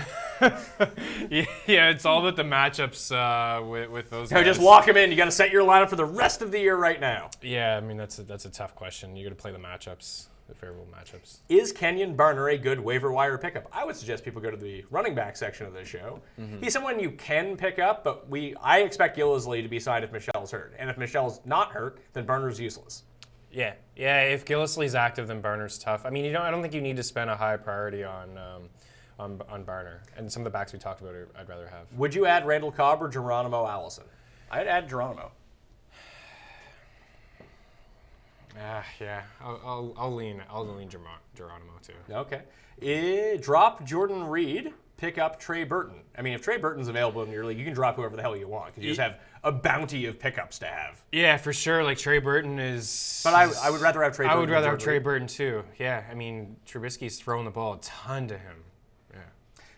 Russell Wilson / John Brown for Jameis Winston. No, that's a horrible trade. Yeah. And why do people want to trade John Brown? I don't know. He's great. John Brown's really good. He had a bad week though. Yeah, he had a bad week. And then he rebounded with 150 yards and a touchdown. Yeah, looked out in the red zone. Almost had a long touchdown. He almost had two. Zach asks, I know Doug Martin is washed up as hell, but is he worth picking up for a Lynch owner? I say no. Again, it just depends. Like, can you not get Richard? Can you not get Mack? Can you not get? I have a full list of rankings. Yeah, there's a full list. And Doug Martin, not on it. Yeah, you really have to be desperate to pick up Martin. Do I keep Hyde or try to trade him? I mean, who are you trading him for? I know. I would trade. If I got Todd, I would try to trade him for Todd Gurley. When that doesn't work, I would just work my way backwards. You got to give us options here. Yeah. But the answer is yes. If you can trade him for anyone good, yes. Yeah, if you can trade him for anyone that can help out your roster and help out your team, like maybe you're going to have to go Hyde and something for, I don't know, if you can get a Cook or if you can get a Chubb or if you can get anybody like that. It's probably going to have to be a 2-for-1. This guy's asking more terrible flex questions for the rest of the year. So pass. Do I drop Christian Kirk for Corey Davis or Larry Fitzgerald? I'd probably drop him for Corey Davis. I would drop him for Corey, but I wouldn't drop him for Fitz. I wouldn't either. I'd rather have Kirk than Fitz. Yeah. Traded Alshon Jeffrey for Doug Baldwin in PPR. Already have Ertz. That's a wash at best. Yeah, it sucks to have both of them, but they're both going to be productive. Yeah, it'd be fine. Jeffrey's got 4 touchdowns in 4 games now. Yeah, Jeffrey's good. Yeah. You were very bullish on. I was a bit more bearish He's on just him. going to him a lot. They are. I'm really surprised because Aguilar's been basically written out of that offense. He really has been, yeah. Let's see. O.J. Howard, Trey Burton, rest of the season. Trey Burton. Yeah, Trey Burton, but I'm very impressed with O.J. Howard. He's a top 10 guy as well. But we touched on it earlier. Winston spreads the ball around to everybody. Everyone. No, this guy's excited for UFC Fight Night 31. I'm sure he's the only one. I can tell you I'm not. Paul's not? I'm sure Paul is. Yeah, Why not? Yeah, he is. Yeah, you're a bit wishy-washy on it. Let's see. Let's try to plow Paul's through not these. excited. Should I trade Alex Collins for Dalvin Cook? I actually would. Yep. Unless Dalvin Cook's like put on IR or something like that. And we saw yesterday with Allen, he's always going to be involved in that Baltimore offense. I have the Colts. Want to know if I should drop them. This guy has the worst fucking questions in the world. Stop asking questions. You're banned. Banned. I don't think. I mean, I don't know who the Colts are playing, but they got some matchups against Houston. And They play the Raiders Jacksonville. this week. Oh. The Raiders aren't a good streaming defense against. Yeah, well. They have good pass protection, and Carr doesn't throw picks. He just throws it to the ground. Carr sucks. Is Latavius Murray a worthwhile handcuff to hold with Cook? Yeah, he has to be owned. Yeah, I mean, haven't you seen what's happened the past couple weeks? No. I mean, and he I had don't see 8 any. rushing touchdowns last year, Latavius. Is Naheem Hines droppable for someone like Mozart? I would say yes. Yeah, for actually. sure. Yeah. The only way Hines is going to be valuable again, I think, is if Matt gets hurt. Yeah, I agree. What do I do about Cutie? Would you swap D.D. Westbrook or Dante Moncrief for him? If you needed to play one this week, obviously, because he's not going to play. But I would just keep Kiki over those guys. I agree. Said it perfectly. Would you roster both Chubb and Duke, or just Chubb and save the roster spot for like Allison or Carry-On? I would rather have Allison and Carry-On more than... I'd rather have Carry-On more than Duke, and I'd rather have Allison more than Duke. And then I think it depends on what you have for the rest of your roster, but Carry-On's probably more valuable. Yeah. Wow, you could Carry-On and Chubb. Boy, that's a solid one, That's too. not a bad one, too, for like if you don't have running backs. Yeah. You could play those guys each week. You really could. Yeah. Still see potential in Jermaine Kearse in future weeks. I do. I do, too. But remember, I'm very wrong about Jermaine Kearse. Like I said, he's not going to... I'm not going to start him. I started him this past week. I'm not going to this coming week. Maybe he goes off. But I'm going to hold him in a position where I need wide receivers. Chris asks, how do you feel about Chicago's defense going forward? Some idiot dropped them for Albert Wilson. Wow. Oh, they didn't seem too idiotic yesterday. No, I know. It was up against the Pats, right? I like the Bears defense. Bears What's defense not to is like good. about them? Yeah, Bears defense is It's a good. very tough when matchup Mac is last healthy, week. Yeah. he's going to be fine. Yeah. But again, if you tie yourself to one matchups. defense, Yeah. it's to me, it's not worth the headache because there's always good defense to stream. Yeah. But Chicago's defense is one of the elite defenses. It's just don't be afraid to bench them if they have a bad matchup. Right. What do you predict the snap split will be for Doug Martin and Rocket Richard? It all depends on game flow. If the Raiders are behind in the game, Richard will probably play like 60% of the snaps. Yeah, they're playing the Colts. And maybe too, DeWayne Washington, not Dwayne Washington, DeAndre Washington. Maybe he'll be back too. I think he will be back. But it's clear Gruden doesn't like him because he's never been active. And he's always had opportunities too over the past couple of years. He hasn't done anything. I don't know. The snap count, Richard. I'd lean Richard. 60. Would you play Deshaun Watson on Thursday night or Trubisky this week at home against the Jets? I think I played Deshaun. It's a good matchup. Yeah. Against Miami? Yeah. Thursday night. Banged up Miami team. Although it is a revenge game for Lamar Miller. Could he have back-to-back good weeks? I say no. I would agree. No. Yeah, I'd play Watson. Does Njoku keep his run going given his target share? Yes. Don't see why. There's no reason for him not to, I don't think. Gary and I talked about this on the Sunday show. Yeah. Top 5 tight ends rest of the year. Ertz is 1, Kelsey's 2. I wouldn't put Gronk in there. Then he's like maybe 5 for me. That's where we had him. I would go Njoku and... I would go Kittle, then Njoku, then... And... I wouldn't have Burton that high yet. Burton's like 6? Yeah, Burton, and then Reed, what are you talking about? Like Reed, O.J. Howard. Olsen, Howard. Yeah. Graham. Yeah, Jimmy. I mean, targets, we're looking at the tight end position. You can't ignore these targets. And ever since Baker Mayfield has been the starter, it's the go-to guy has been Njoku. Like, I know that Landry's getting a lot of targets too, but Njoku he's catching them. So I think he's a top 5 tight end. Eric says, I traded Demaryius Thomas for Jarvis Landry. Good God, who the hell accepted that trade? Helped me win my game this past weekend. Not a question. Fuck off, Eric. Ridley or Ito tonight? I'd probably play Ridley. Yeah, I would play Ridley too in a high total. Should I just drop Keelan Cole and go pick up Ronald Jones to see what happens? I mean, it's your team. You're free to do what you want. I'd rather have Cole. Again, you need a running back. Go ahead. Like, if Keelan Cole's not sniffing your roster, then take the upside, I guess, and then maybe a shot in the dark. Let's see. Burton breakout game, not outlier. He's had a couple good games this year. I know he had a ton of targets and catches. Again, His game script was. We just talked about who the top 5 tight ends are. Burton's in the back half of that top 10, but tight ends aren't going to be good every. Like Uzomah might be a top 10 tight end. Uzomah, I think, is. That's somebody. You know what I mean? Tight ends outside of like the top 3 guys are gonna have bad games. Gronk's had nothing but bad games. I know, and there's just so much going on in New England. Yeah. Who would you keep for the rest of the season, Drake or Crowell? I'd keep Crowell. I would keep Drake. Okay. This close. So. Doug Baldwin, rest of the season? Question mark. That's. I think he's going to play for Seattle. He should play for Seattle. That would be my guess. I think he plays for Seattle, and he'll play receiver, not running back. He's a wide receiver too. Answer the question if that's what they're looking for. I don't know what they're because they didn't ask that. They just asked it rest of season. He had a good game against Oakland. Coming off the bye week, maybe he's a little healthier. Little healthier, yeah. As long-term keepers, how much of a difference do you see between Darnold and Watson? Watson, I feel, is significantly better. Big time. Also, we're going to talk about this on Wednesday with Cuss, but Safe Space Sam, he's a triggered millennial. You're not allowed in his backfield. He feels uncomfortable, so he has to throw picks. Man, he didn't look good yesterday. I mean, Sam Darnold has a very impressive, 37% completion percentage.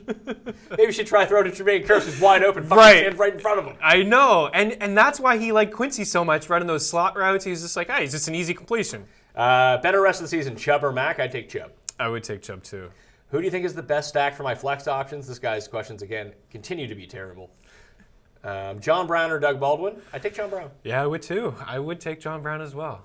It's really close though.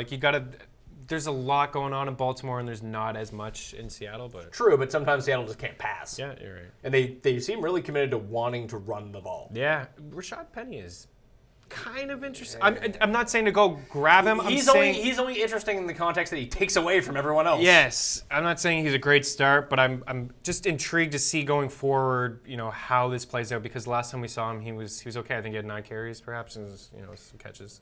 Better stash, Rashard Penny or Ronald Jones? I think Penny. I think it's probably Jones. Yeah. I think both should be on rosters. In 10 teams, maybe not. You can not own those guys and be fine. I don't know, man. An injury could happen, and they could just play in opportunities. Drop Breda for Mac? I would do that. Yeah, I can see that. I wonder if there's anyone else you can drop, though. Better tight end tonight, Hooper or Ingram? I kind of like Ingram. Coming back off the injury. Yeah. I'll lean Ingram, too. Adrian Peterson or James White? I would take James White. Yeah, me too. My goodness, James White. Let's see. Should I drop Rob Gronkowski for Terrell Williams? Holy crap. I have Eric Ebron and Austin. Why do you have 3 tight ends? My team is 6-1. Good for you. How about this? How about you trade Rob Gronkowski before dropping him? So yeah, this is what I would say to this guy here. I would just surface through the league and just see see their tight end situations, all of them. Who needs a tight end now on bye? Who has a tight end that sucks, and make the move and get yourself a better team. Because when Doyle's back, I don't know how valuable Ebron's going to be. Put it this way: once Doyle is back, I'd rather have Burton than Ebron. And Hooper has had 2 good games in a row. If he goes out and puts up 1 for 9 tonight, you're going to be super stunned. Yeah, no.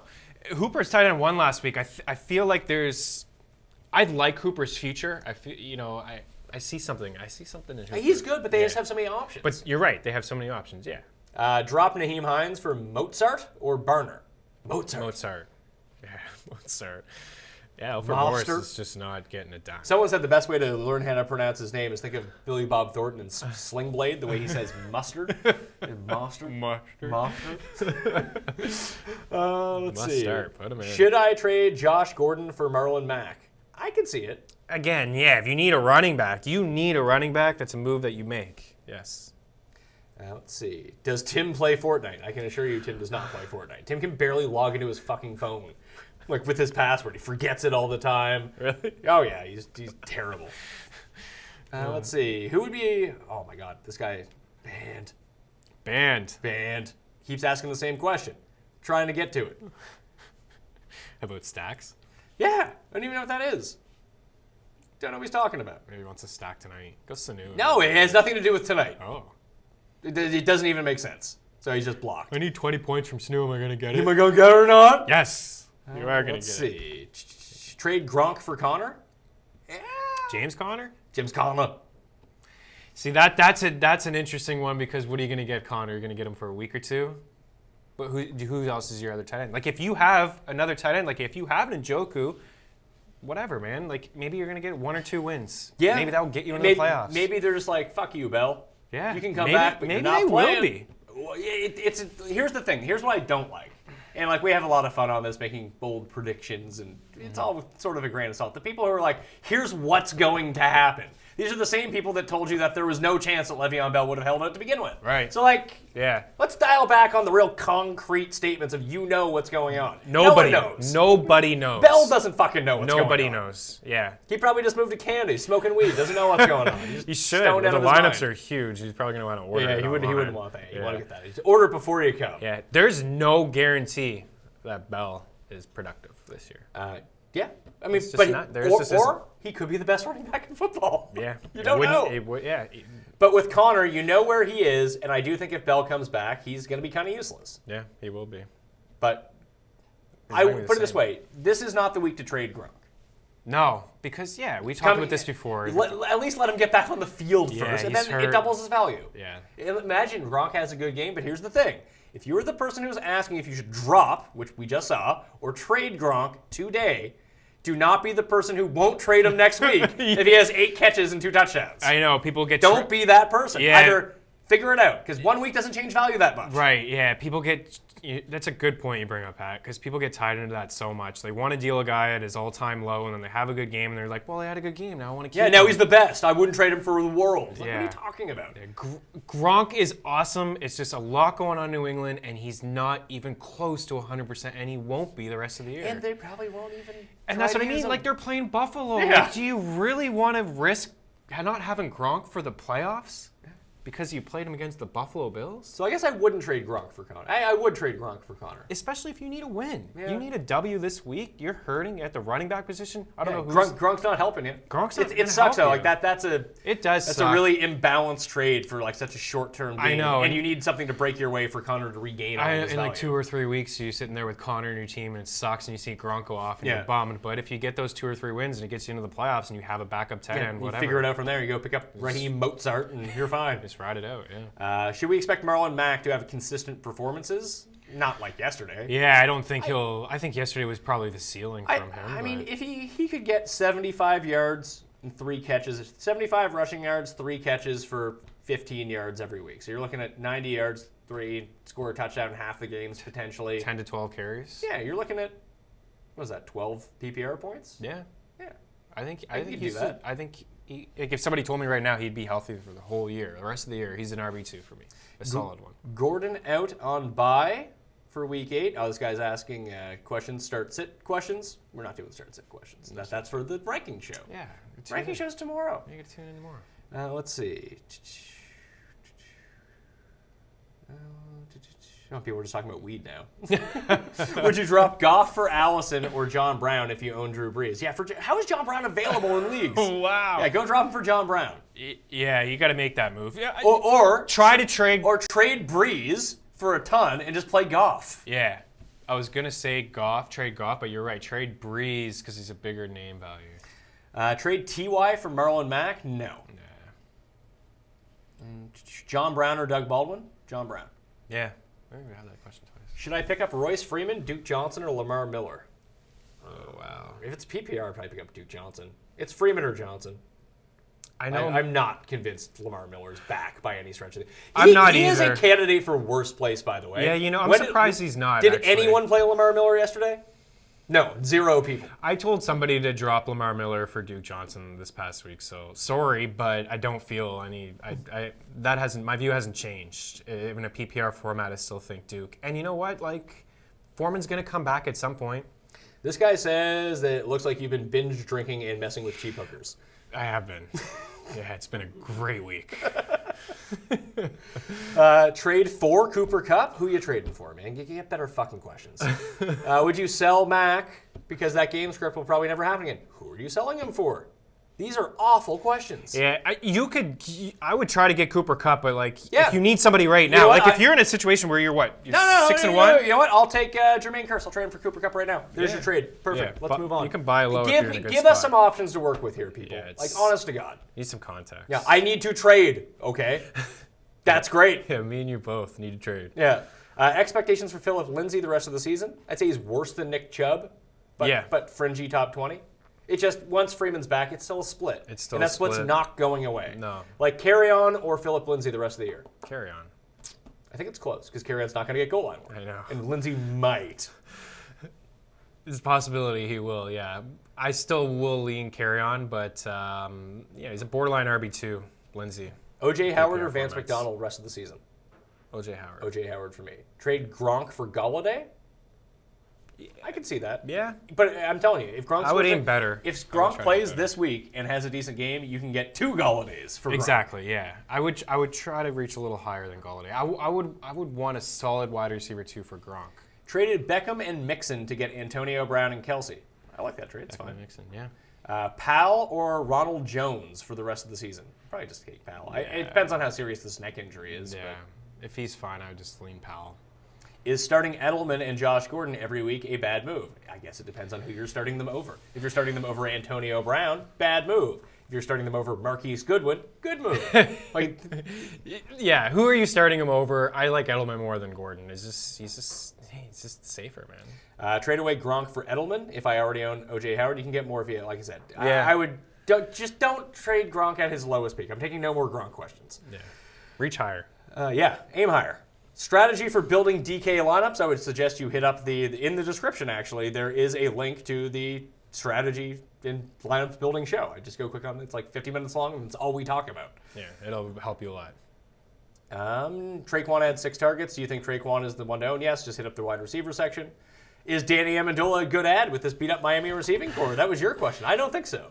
Yeah, I don't think he's a good ad. I think he in a 14-team PPR league. Sure. I would roster him. I don't even know if he'd sniff my lineup, but I'd roster him. Picked up Jameis and dropped Big Ben this week. But Big Ben's coming back off the bye. I mean, I still like Ben. That's not a question. Yeah, I don't. I'm just assuming. Leave some questions. Just assuming he's asking questions. You know what? You're done? That's it? That's made me mad. That's, there seem to be some decent ones here at the bottom. We'll try to rapid fire through those. Hyde for Cook. Yes, I would take Cook. Yeah. Hyde's in a tough spot now, man. He really Baldwin is. or Lockett? Baldwin, yeah. Would you trade Mahomes and Connor for Rodgers and Elliott? Yeah. Ooh, yeah. I would. I would do that. Absolutely, for sure. That's a good deal. That's getting out of Connor and getting yourself a. You're getting Elliott Wow, back? you're getting yourself a top 5. I agree. back. Mahomes is the best. Rodgers is probably like 3rd best. Yeah, Rodgers is fine. Like, oh, wow. And there's no more risk with Connor. Yeah. You just have Elliott. That's a good Who deal. sucked yesterday? So do I drop Elliott? Bad game. I'm telling you, man. Obviously, people are out there that are worried about Elliott now. All of a sudden. Coleman for John Brown. I'd take John Brown. Yeah. Pick up Doug Martin or Rocket Richard. Richard. Yeah, Richard. think about trading for Bell. Would you trade Leonard Fournette for Bell? Yes, I would. Actually. Yeah, I don't want to deal with. I don't want to deal with Fournette. Yeah. Or Bell. I know, but I'll take the guy who's healthy. yeah, exactly. Who may not play. And who knows? Like, are they going to limit? What are they going to do when I have Fournette is I healthy? have no idea. It's a headache waiting to happen. He's not going to get 20 carries, and Hyde's not going to sit on the sidelines. Lamar Miller is available in this guy's league. Do you take him, or you pick up one of the waiver wire guys we talked about? Like, I'd rather have Mack. I'd rather have Ito. I'm not trusting Lamar Miller, man. I'm just not. One good game does not make up for a shitty season. Right. I feel better about him than Richard, though. Okay, that's fair. But I agree, Mack or Ito. Is Drake finally a week-to-week play? He scored a 55-yard touchdown yesterday. Well, if he does that every week, you should play. Yeah, that stuff's hard to count on. He's not. He has zero trust. Yeah. And especially this week, he might get a ton of catches because it's a funnel pass offense against Houston. But And some of the injuries that they have, I think in a PPR league, I can get behind playing him. drop Marvin Jones for Duke Johnson. Probably hold Marv. Yeah, don't give up on Marv. He's still getting a lot of air yards. He's still a red zone option for Matthew Stafford. Keep, trade, or cut. Shady, Collins, Foreman. Those are 3 separate things. Do you need to do these things? Who are you picking up? Who are you trading him for? Terrible question. I mean, I thought we were getting to good questions. I don't think you can trade any of those guys. Like, they don't have a lot of value. Foreman or Shady. Should I try to trade Jordan Howard, or these are fucking brutal? Again, Howard, it's the same thing. I just want to help. You can't trade him. I just want to help people with. I know. Just questions. I want to try to help you because I'm not super helpful. They just get excited. They just get. Do I trade? I need to trade now or cut. Which one? Fuck off. Just cut. Here's a good one. Here's an example of a good question from Daniel Boston. Would you add Tyrell Williams or Danny Amendola? I'd add Tyrell Williams. Me too. That's a very cut and dry. That's a good question. I got all the information I need. That's a good Perfect. question. Yes. Sanders or Gordon rest of the season? I prefer Emmanuel Sanders. Same. I do as well. He threw a touchdown last week. Would you trade Carson Wentz for Doug Baldwin? I would. Yeah, I mean, if you can stream Trubisky or something. Sure. Yeah. Mm-hmm. Yeah. That's a good trade. You're helping balance your team. How long do your instincts say that Fournette is going to be out for? I say he comes back after the bye, at least in a limited capacity. I would agree with that. He's apparently been close. Gurley and AJ Green for Hopkins and C. McSee. I mean, I'm not trading Gurley. There's no Unless I'm getting a 4-for-1 and all hell. 4 guys are awesome. I'm not trading Gurley. Yeah, me neither. Like, you can buy low on McCaffrey all you want, but you better not be trading Gurley for him. Do you think the Patriots will go with Gillisley or do a trade before the deadline? Yeah. That all depends on the Michelle news. Like I said, if we don't know about Michelle before waivers pass, I would just go pick up Gillisley for $1 or $0 or add him off free agency because I think that if Michelle is out, that's where they will go unless they make another move. Yeah, makes sense. Trade Cup for Gordon. I don't know which Gordon. For Melvin Gordon? Yes. For Josh Gordon? No. Yeah. I'd still rather keep Cup because then he's sitting in the middle of his league. I don't know if Josh Gordon really moves the needle. He's a top 25-ish guy. Yeah. Cup's a fringe top 10 guy when Yeah, he's healthy. I would say And he could be back this week. Yeah, I would say you can think about something like that if you need wins and you hear early on in this week that Cup is already ruled out. You need a W. Coleman or Yeldon the rest of the season? Coleman. Yeah, same. Oh, Yeldon is just he's hardly even rosterable. Do I drop Royce Freeman for Marlon Mack? Yes. Yeah, for sure. Pick up Doug Martin or Richard. We've answered this one all right. It's Rocket Richard. Yeah. Carlos Hyde or Deion Lewis the rest of the season? Deion Lewis. Yeah, Deion Lewis. Hyde's in an awful spot. Yeah. It's hard to trade him right now because everyone probably knows that, but I would still try to deal him. See, now we got some good questions here. Now Yeah. people are. You just had to I had to snap. yell, and now people are asking good questions. Yeah. John Brown or Golden Tate rest of the season in standard? John Brown. Yeah, for sure. Brown. Should I pick up Royce Freeman, Lamar Miller, or Duke Johnson? Duke Johnson. If it's PPR, if it's standard, Royce Freeman. And leave Lamar Miller to the rest of the haters and losers. Yeah. Higher on Nick Chubb or David Johnson the rest of the season? Ooh, that's a good one. That is actually a legitimate question. I want to say Nick Chubb. I want to see. In a standard league, I think for sure. I want to see how this new offense looks. Because if they start, it's not so much that, the catches would go up. That's great for PPR. But that's just great for David Johnson in general. Yeah. Let's get David Johnson in space. Maybe he can do something. Right. Yeah, because they haven't been utilizing him properly. And it's not like David Johnson's not scoring touchdowns. He is. Yeah, I know. That's his only value. If you would ask me week 1 if he could have 5 or 6 touchdowns, I'd probably take the under. Yeah. And he's at that mark. So that's a really good question. I think in standard leagues I would lean Chubb, but from a value perspective, David Johnson carries more weight. Yeah. Like in a trade, people will give you more for David Johnson than they will for Nick Chubb. I think he has a higher ceiling, as bad as that offense is. It is, because, Chubb's not going to catch passes. He's going to be in the split with Duke. He's a 15 carries goal line guy. Yeah, exactly. That's what he is. But that's valuable because we talked about his schedule, right? Yeah. John, no, we already did that one.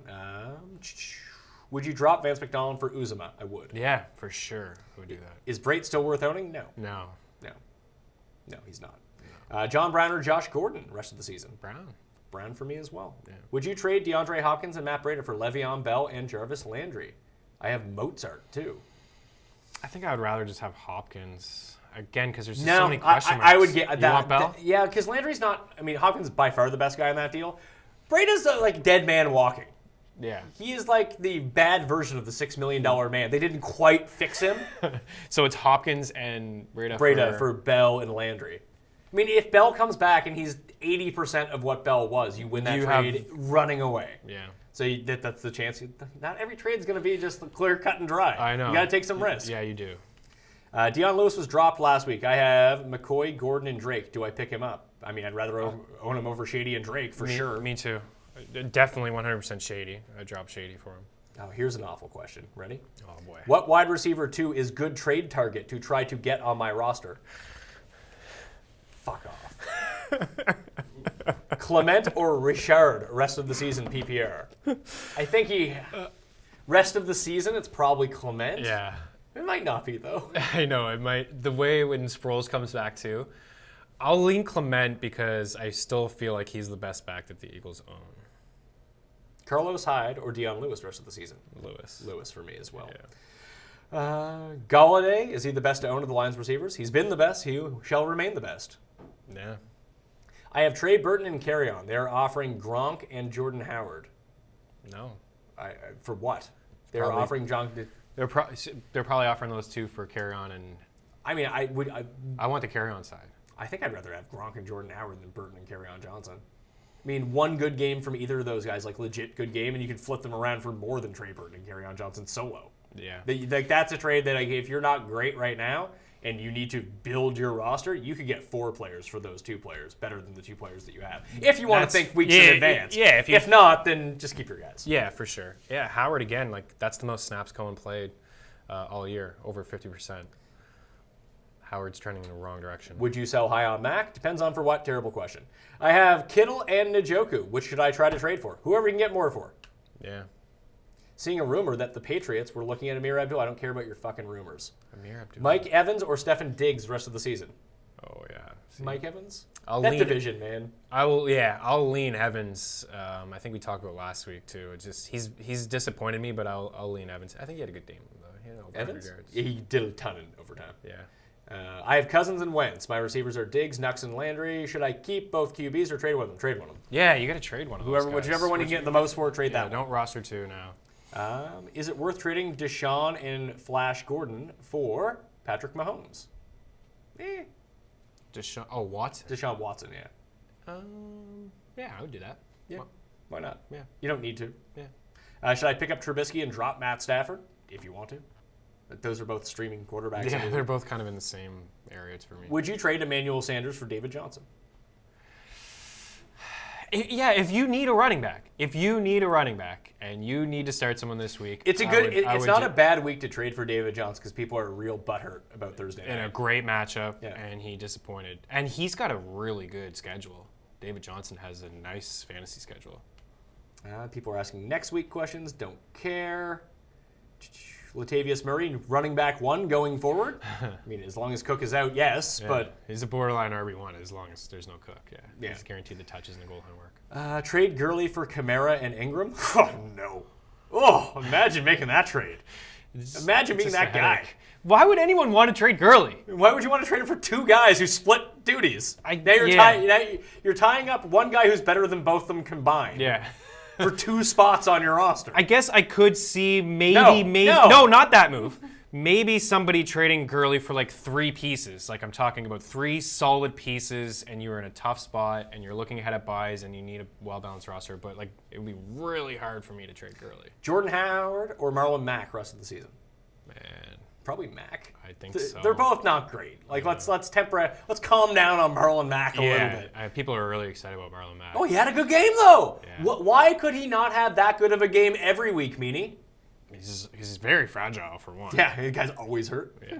Should I trade Thielen for Tariq Cohen and Marlon Mack? No. Oh my goodness. No. Thielen setting NFL records. Yeah. He's at 100 yards in every game. Is Ricky Seals-Jones worth keeping? Probably No, not. I drop him. He's hurt for one thing, so Yeah. probably not. Yeah. Should I drop Mark Ingram for Chubb? Yeah, I would. I would uncurse your team. That would be great news. I wouldn't do that, but is there Chubb- anybody else that you could drop for Chubb? Like, Well, Chubb's going to be better than Ingram the rest of the year. yeah, If we were just talking, Yeah, he will be. If we were just talking about He Chubb will be. versus David Johnson, he's better yeah, than Mark Ingram. yeah, he will be for sure. I would agree. Let's see, Kittle or Ingram rest of the season? Kittle. I don't think that's close. Kittle's top 5 guy. Yeah, whatever you need. It's context, right? No, Evan. Ingram. Yes, Kittle. Sorry, we were marking him again. I don't care if you have questions about who to start this week. Would you trade Mixon for Kupp or Gronk? No, I would not. No, I like Mixon. I know it was a little bit of a downer, but last night, but I'd keep him. Yeah. These RB1s and these teams are hard to come by. We're talking about after the top 12. We're talking about committees and confusing committees. Would you trade David Johnson for Le'Veon Bell in a standard league? I think I'd do I that. think I'd do it too. Yeah. I like it. would- I like it. I would make that. I like it. That's taking a risk, and if Bell comes back week 10 or whatever it is, yeah. Is Rashad Penny on his way to being the top running back in Seattle? I don't think so. I don't think so either. I think it's still Carson. Trade away Gronk for a wide receiver? Sure. Make sure it's not Danny Amendola. Yeah. Again, like we're you're not- trading we're him not- at the no, lowest no, no, peak. You hold on. really Don't dignify that. I was just being stupid. I just read it out loud. This person doesn't deserve to get his question answered for stupid fucking questions. Collins or Chubb? Chubb. Chubb, yeah. Damn, Chubb is going to win championships, and I have no Chubb. I got him in the no league that Chubb. means the most to me. That's all that matters. That is all that matters. Uzuma or Graham rest of the season? Uzuma. I think I like Uzuma too. Yeah. Explanation for curse implosion? Just go back and watch the game. He's standing there wide open, and safe space Sam won't throw to him. He's too triggered to throw to Jermaine Curse. Yeah. Do you think Dalvin Cook will come back fully healthy? I mean, he better be fully healthy when he comes back. He's been out forever. I think that's a positive. Like, I think we could say with confidence that when he comes back, he's pretty much fully healthy. Yeah. They've kept him out long enough. Mark Ingram and Amari Cooper for T.Y. Hilton? Yeah, I would make that deal. Yeah, for sure. Jordan Howard and Tyler Boyd for Beckham. I mean, Tyler Boyd had a bad game. How could he ever have a good game again? I know Beckham. I would man. If you asked me this weeks ago, I'd be like, oh man, jump on that. But I like Boyd. I think there's some safety in there. Who's the other guy? Boyd and who? Mark Ingram. Jordan Howard, sorry. I think I'd rather the Howard Boyd side. Trade away Vance McDonald and Geronimo Allison for O.J. Howard? Nah. Yeah, there's no need to do that. I like Allison. Yeah. I have Carry-On, Kamara, and Mixon. Keep or trade Connor. It depends. What are you trading him for? Like Fab Bucks? Like, again, please tell us what you're trading him for. Yeah. Or at least give us a realistic target. Again, trade him for Gurley. That's going to be my advice. You got James Conner, trade him for Todd Gurley. Yeah. Until you tell me who you're trading him for, I'm going to say start there. Reach Figure it out. high, and yeah, if you need a wideout, go for a wideout. Okay, like this one. Should I trade James Conner for David Johnson? Yes. Yes, you should. Make that move. I like that. Yeah. Would you trade Tate and Gronk for Julio Jones? Yes. Yeah. Yes, I would. That's a good deal. Yeah, that's a great deal. Yeah. Deshaun and Adrian Peterson for Mahomes. Yeah, I would do that. Yeah, I think there's an upgrade. Where is Cust? I mean, he's probably at work, if I had to guess. It's on a bender. Yeah, I'll meet up with him later. he's getting the cheap hookers right now. He's getting them all lined up for you. You're rolling with Boyd or Brown rest of the season. I don't see why you need to roll with one of them. They're both good. I think they're both wide receiver twos. Yeah. I like Brown slightly more, but I like Boyd as well. Yeah, same. Trade Connor and Bell for Gordon. I'm guessing that's Melvin Gordon, and yes, I would. Yeah, you don't got to deal with the headache of them coming back and maybe splitting. Corey Davis or Christian Kirk rest of the season, I'd still keep Corey Davis. Yeah, me too. Breda or Mozart the rest of the season. That's a health thing. If Breda's healthy, it's Breda. Yeah, for sure. Chubb, Carson, or Peterson, who is not worth keeping the rest of the season. In that case, I actually think it's Chris Carson. Yeah, I mean, the AP is always going to get those touches, and he's running hard, man. He really is. Say what you want about efficiency. This guy's going to get 20-plus carries and flirt with 100 yards. That's valuable. Lindsey or Chubb rest of the season? Chubb. David Johnson for Zach Ertz? I would make that deal. Yeah. Man, Zach Ertz is awesome. Kirk or Fitz rest of the season? Kirk. Yes. Yeah, I think we talked about that earlier. Would you trade David Johnson, AJ Green for Zeke? I actually wouldn't. No. That's too much. Yeah, you're giving up way too much. All right, let's take 10 more, all right? Yep. Unless people, so we're at 79 likes. It's very low for the show. I haven't been begging people to smash the like button, but if you're still in here right now, smash the like button and we'll take 20 instead of 10. We'll keep progressively going up like that because we've been here for almost 2 hours now. I'm glad I let go of the podcast people a little bit earlier. Let's see. We already did that one. I know the second we're going to be done, we're going to get Michelle news. I know it. Oh, of course. That's really what we're holding out for here. Would you trade Juju for Beckham? I wouldn't. I'd rather keep Juju. I would rather Juju. Would you trade Elvin Kamara for Cohen and Rocket Richard? Good God, no. I need to drop one for a waiver wire spot. Would you drop Keelan Cole or Chris Hogan? Probably Keelan Cole. Yeah, I would drop Keelan Cole too. I mean, if an injury happens to Gordon or Edelman, like Hogan could be valuable. Yeah, It's I a mean, good Hogan offense. wasn't not valuable yesterday. Right, yeah. Like, just take the guy in the better offense. Exactly. Like, if you're dealing with, like, third options. Yeah. I need one to drop for a waiver. I just did that one. Pick up Terrell Williams, Cobb, Corey Davis, or Jermaine Curse. probably Corey Davis. Yeah. I know. It's I'm just as bummed as you are about Corey Davis, but I'd lean him. Mark Ingram and Geronimo Allison for AJ Green and Drake. Give me AJ Green. Yeah. AJ Green's just He's the best player in that deal. Go ahead and make that move. Trade Galladay and Eckler for Green and Bell. Yes. Yeah. People should have dealt Ingram after last week. Of course. Yeah. But now he's so good. So good. But now he sucks. Allen, OBJ, Landry. Who do you like most rest of the season? I probably still like Keenan Allen the best. Yeah, I would just go in that order that you said. Allen, OBJ, and Landry. Kamara and Watkins for Beckham and Chubb. Kamara, Watkins, No. for Beckham, and Chubb. I'd just rather have Kamara. Yeah, you can just keep Kamara. Would you trade James Conner for Mike Evans? I would. Yeah. Mike Evans has been underwhelming. Yeah. But, again, But you could be where's getting Connor nothing. gonna be in 2 weeks? Yeah. You need to think that. I mean, if you have the roster to keep him, like if you have Bell, then just keep him. Yeah. We're in a good spot if you have both. Oh, God. This guy is getting banned for life. We need 14.5 points. Do you think Julio could get it? No chance. Banned for life. And hey, that wasted one of the questions, too. Although we got up to 120 very quickly, so now we got to do 20. Okay, perfect. Smash the likes, people. This guy's asking non-fantasy questions. We're just trying to get through fantasy questions here. People, help us out. Just fuck off with like your nonsense questions. Would you trade Alshon and Hilton for Beckham and Tate? No, I'd keep Alshon and Hilton. Why would it? No, yeah. If you have Tevin Coleman, would you trade Evan Ingram for Judge Ito? If you have Tevin Coleman, then you have both? Yeah. Are you playing Evan Ingram? Yeah, if you're not playing Ingram, that's fine. Yeah. Something could happen to Coleman, and then you have yourself a pretty solid back, or one of the vice Yeah, versa. you have a top 10 guy if one of them gets hurt, I guess, unless there's a new Judge Ito that we don't know about. Drop Aaron Jones for Duke Johnson. In PPR, I could see getting away with it. Yeah. People are just too fired up for Aaron Jones. I know. It's almost worth holding on to Aaron Jones Yes. in case he has a good week. Absolutely. And people will be like, should I trade Yeah. Todd Gurley for Aaron Jones? And He's so good. And the second that he does have that game, you need to immediately flip him because you're right. The fantasy community is in on him, and Williams is not going anywhere, and Ty Montgomery's He's not going anywhere, yeah. Jones had that touchdown called back, and Ty Montgomery had to pass the catch right after and it. Aaron Rodgers throws in the red zone. Always. So always he's worth it throws. as a trade asset in case he ever does have a good game. Yeah. Then you get the world I would for find him. a way to try to keep Duke or grab him if you can without giving up Jones. Michael Thomas for Mixon and Cooks? Yes. Yeah. Absolutely. Yeah. Should I trade away Mark Ingram for Nick Chubb? Oh yeah. Oh yeah. That's a good Let's one. do it. Yeah. Should I trade Chris Carson for Doug Baldwin? I would. Yeah. For sure. You need a wideout. Would you trade O.J. Howard and Amari Cooper for Aaron Jones? Considering you can pick up Aaron Jones in over Yeah. 60% of leagues, I probably wouldn't make that deal. Yeah, I would hang on. Who knows? Maybe Cooper will have that game. You can flip him. Would you trade Baldwin and Drake for Beckham? I would actually. Yeah. That's a nice You can buy 2 a for little on 1 to Beckham, get yeah. Beckham. Yeah. Goff or Rodgers rest of the season? Rodgers. Yeah. Especially because their defense is so bad. It's I know. great. It's really bad. Should I keep streaming defenses playing Bills and 49ers? Yeah, why not?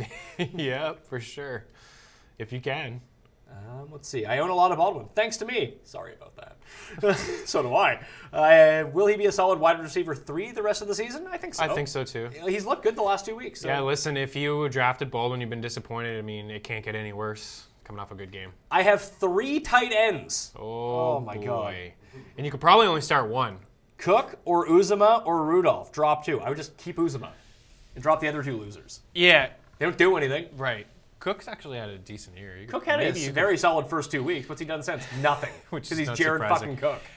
I would before you dropped Cook, again, go to your owners and just see who needs a tight end. Maybe you can get him for whatever. Maybe a streaming defense. Would you trade Cohen for Edelman? Probably not. I mean, No. I would if I desperately needed a receiver, but running backs are more valuable. Yeah, and Cohen's fine in PPR leagues. Again, played the most snaps he's ever played They played this year. He played 55% That's the yesterday. most this year. He was, let's see, they both played over 50 yesterday. 56 for Howard, 51 for Cohen. Yeah.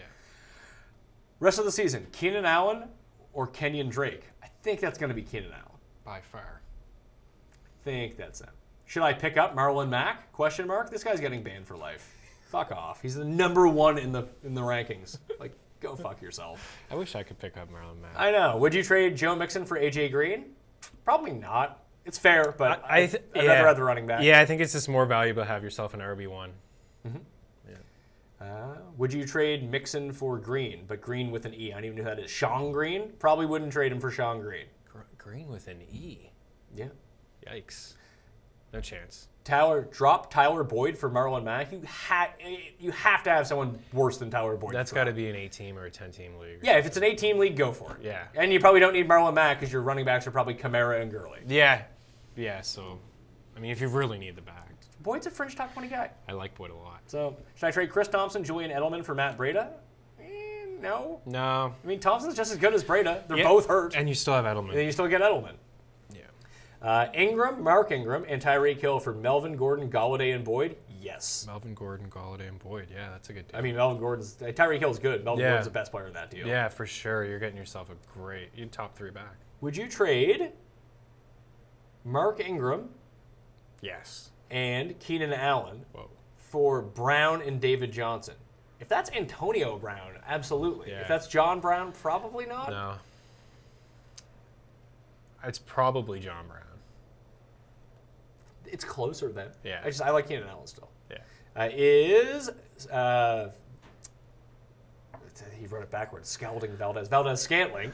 He wrote Scalton Valdez.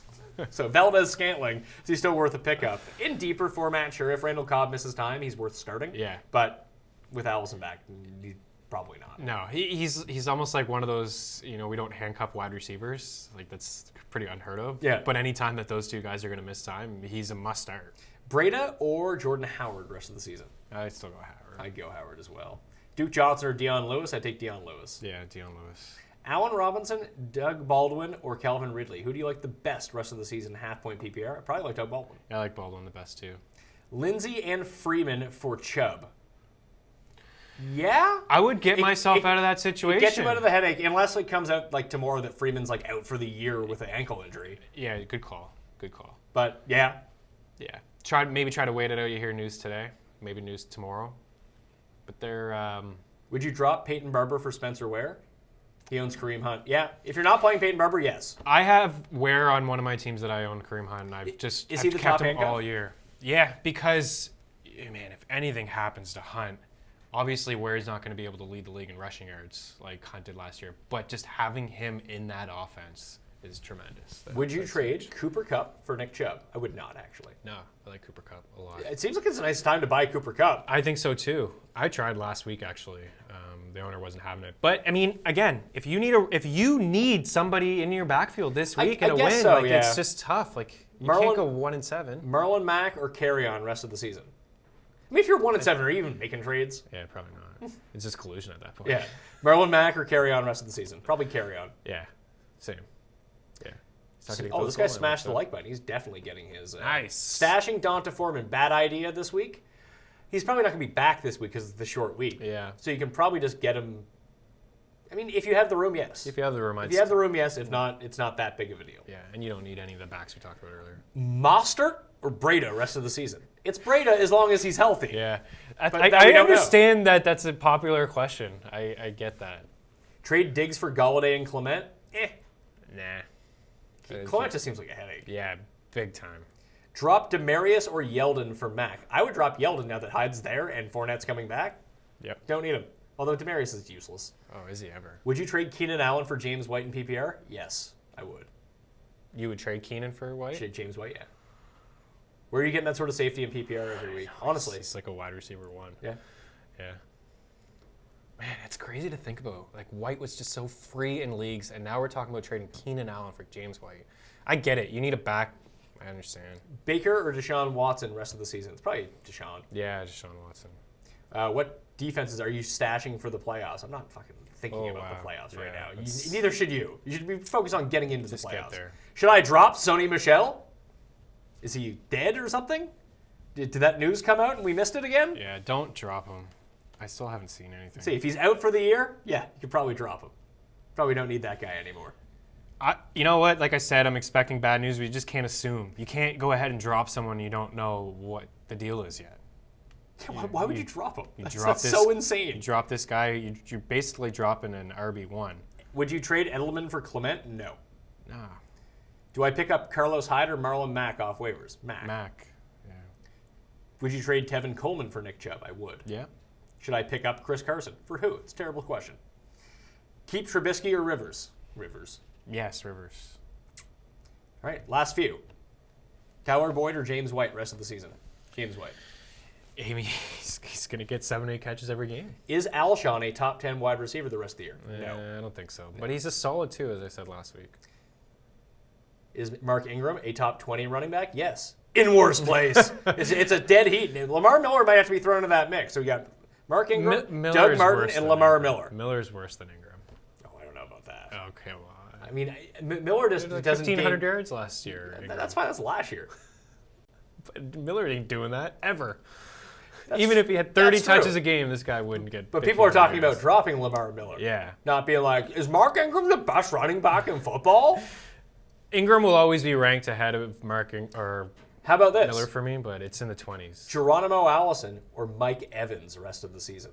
Mike Evans. I would say Mike Evans as well. Yeah, Mike Evans. Trade Kittle for running back? I have Ertz. Yes. If it's a running back you can use, sure. Because you can't play 2 of these tight ends. Why do you have 2? You could. I guess you could could. flex one. Oh, I suppose. I guess legally, if you could, Yeah. you can play one of the flex. Again, you got to give us options. How do people not get this? I think I've said it like 400 times on I the know show. it's really tough to give some context. Maybe some guys that are available on your waiver wire. Gurley, trade him for Gurley. Yeah. Again, that's gonna be my stock answer. Until you give me someone who is potentially able to trade for, trade him for Gurley. Yeah. It's a good trade. I recommend it. Would you trade Funches for Burton? Sure, if you needed a tight end. Yeah, we need a tight end. I don't think that's like a lock. No. Trey Burton or Evan Ingram? Evan Ingram. Yeah. Last one. Landry and Kerryon Johnson for DeAndre Hopkins. Wow. I would want DeAndre Hopkins. Yeah, you can get Hopkins. Jarvis Landry and Kerryon Johnson for DeAndre? Yeah. I'll take DeAndre. Yeah, I'll take that too. Oh, here we go. Trade away Jordan Howard for Nick Chubb? Yeah, I would. I can't imagine a Chubb owner wanting to do that. People think they're selling high. Sell higher than Howard. No, he's trading Jordan Howard for Nick Chubb. Oh, but that's what I mean. Like I would want Nick Chubb. Sure, but Yeah. why is the Nick Chubb owner trading him for Howard? That's what I mean. Oh, and here's the worst question in the world to end it. Christian McCaffrey, your buddy, or Mark Ingram rest of the season? You take yourself some Christian McCaffrey. Yeah. Meaney, where can we find you on The Athletic? Yes. Fantrax? Fantrax, Athletic, Waiver Wire Pieces, Rankings, DFS with the footballers. At Chris Meaney is where all the goods are. Find everything up there? Yeah. All right, smash the like button on the way out. Thank you all for watching. We answered, I believe my running tally was 274 questions. So if you want to get in early next week, we do answer the questions around like 10 to 11, 11 o'clock. So be here Monday mornings and for the winter giveaways as well. Golf, MMA, and a full slate of football coming at you this week on the Pat Mayo Experience. Sub on YouTube, sub to the audio podcast where you get the non-all me being triggered by bad questions version. You just get the actual recap of what's going on. But we're live every Sunday morning as well, 10 a.m. Eastern Time, getting you up to date on the injuries and previewing all the games. Thank you all for watching. I'm Pat Mayo. Smash the like. I'll see you next time.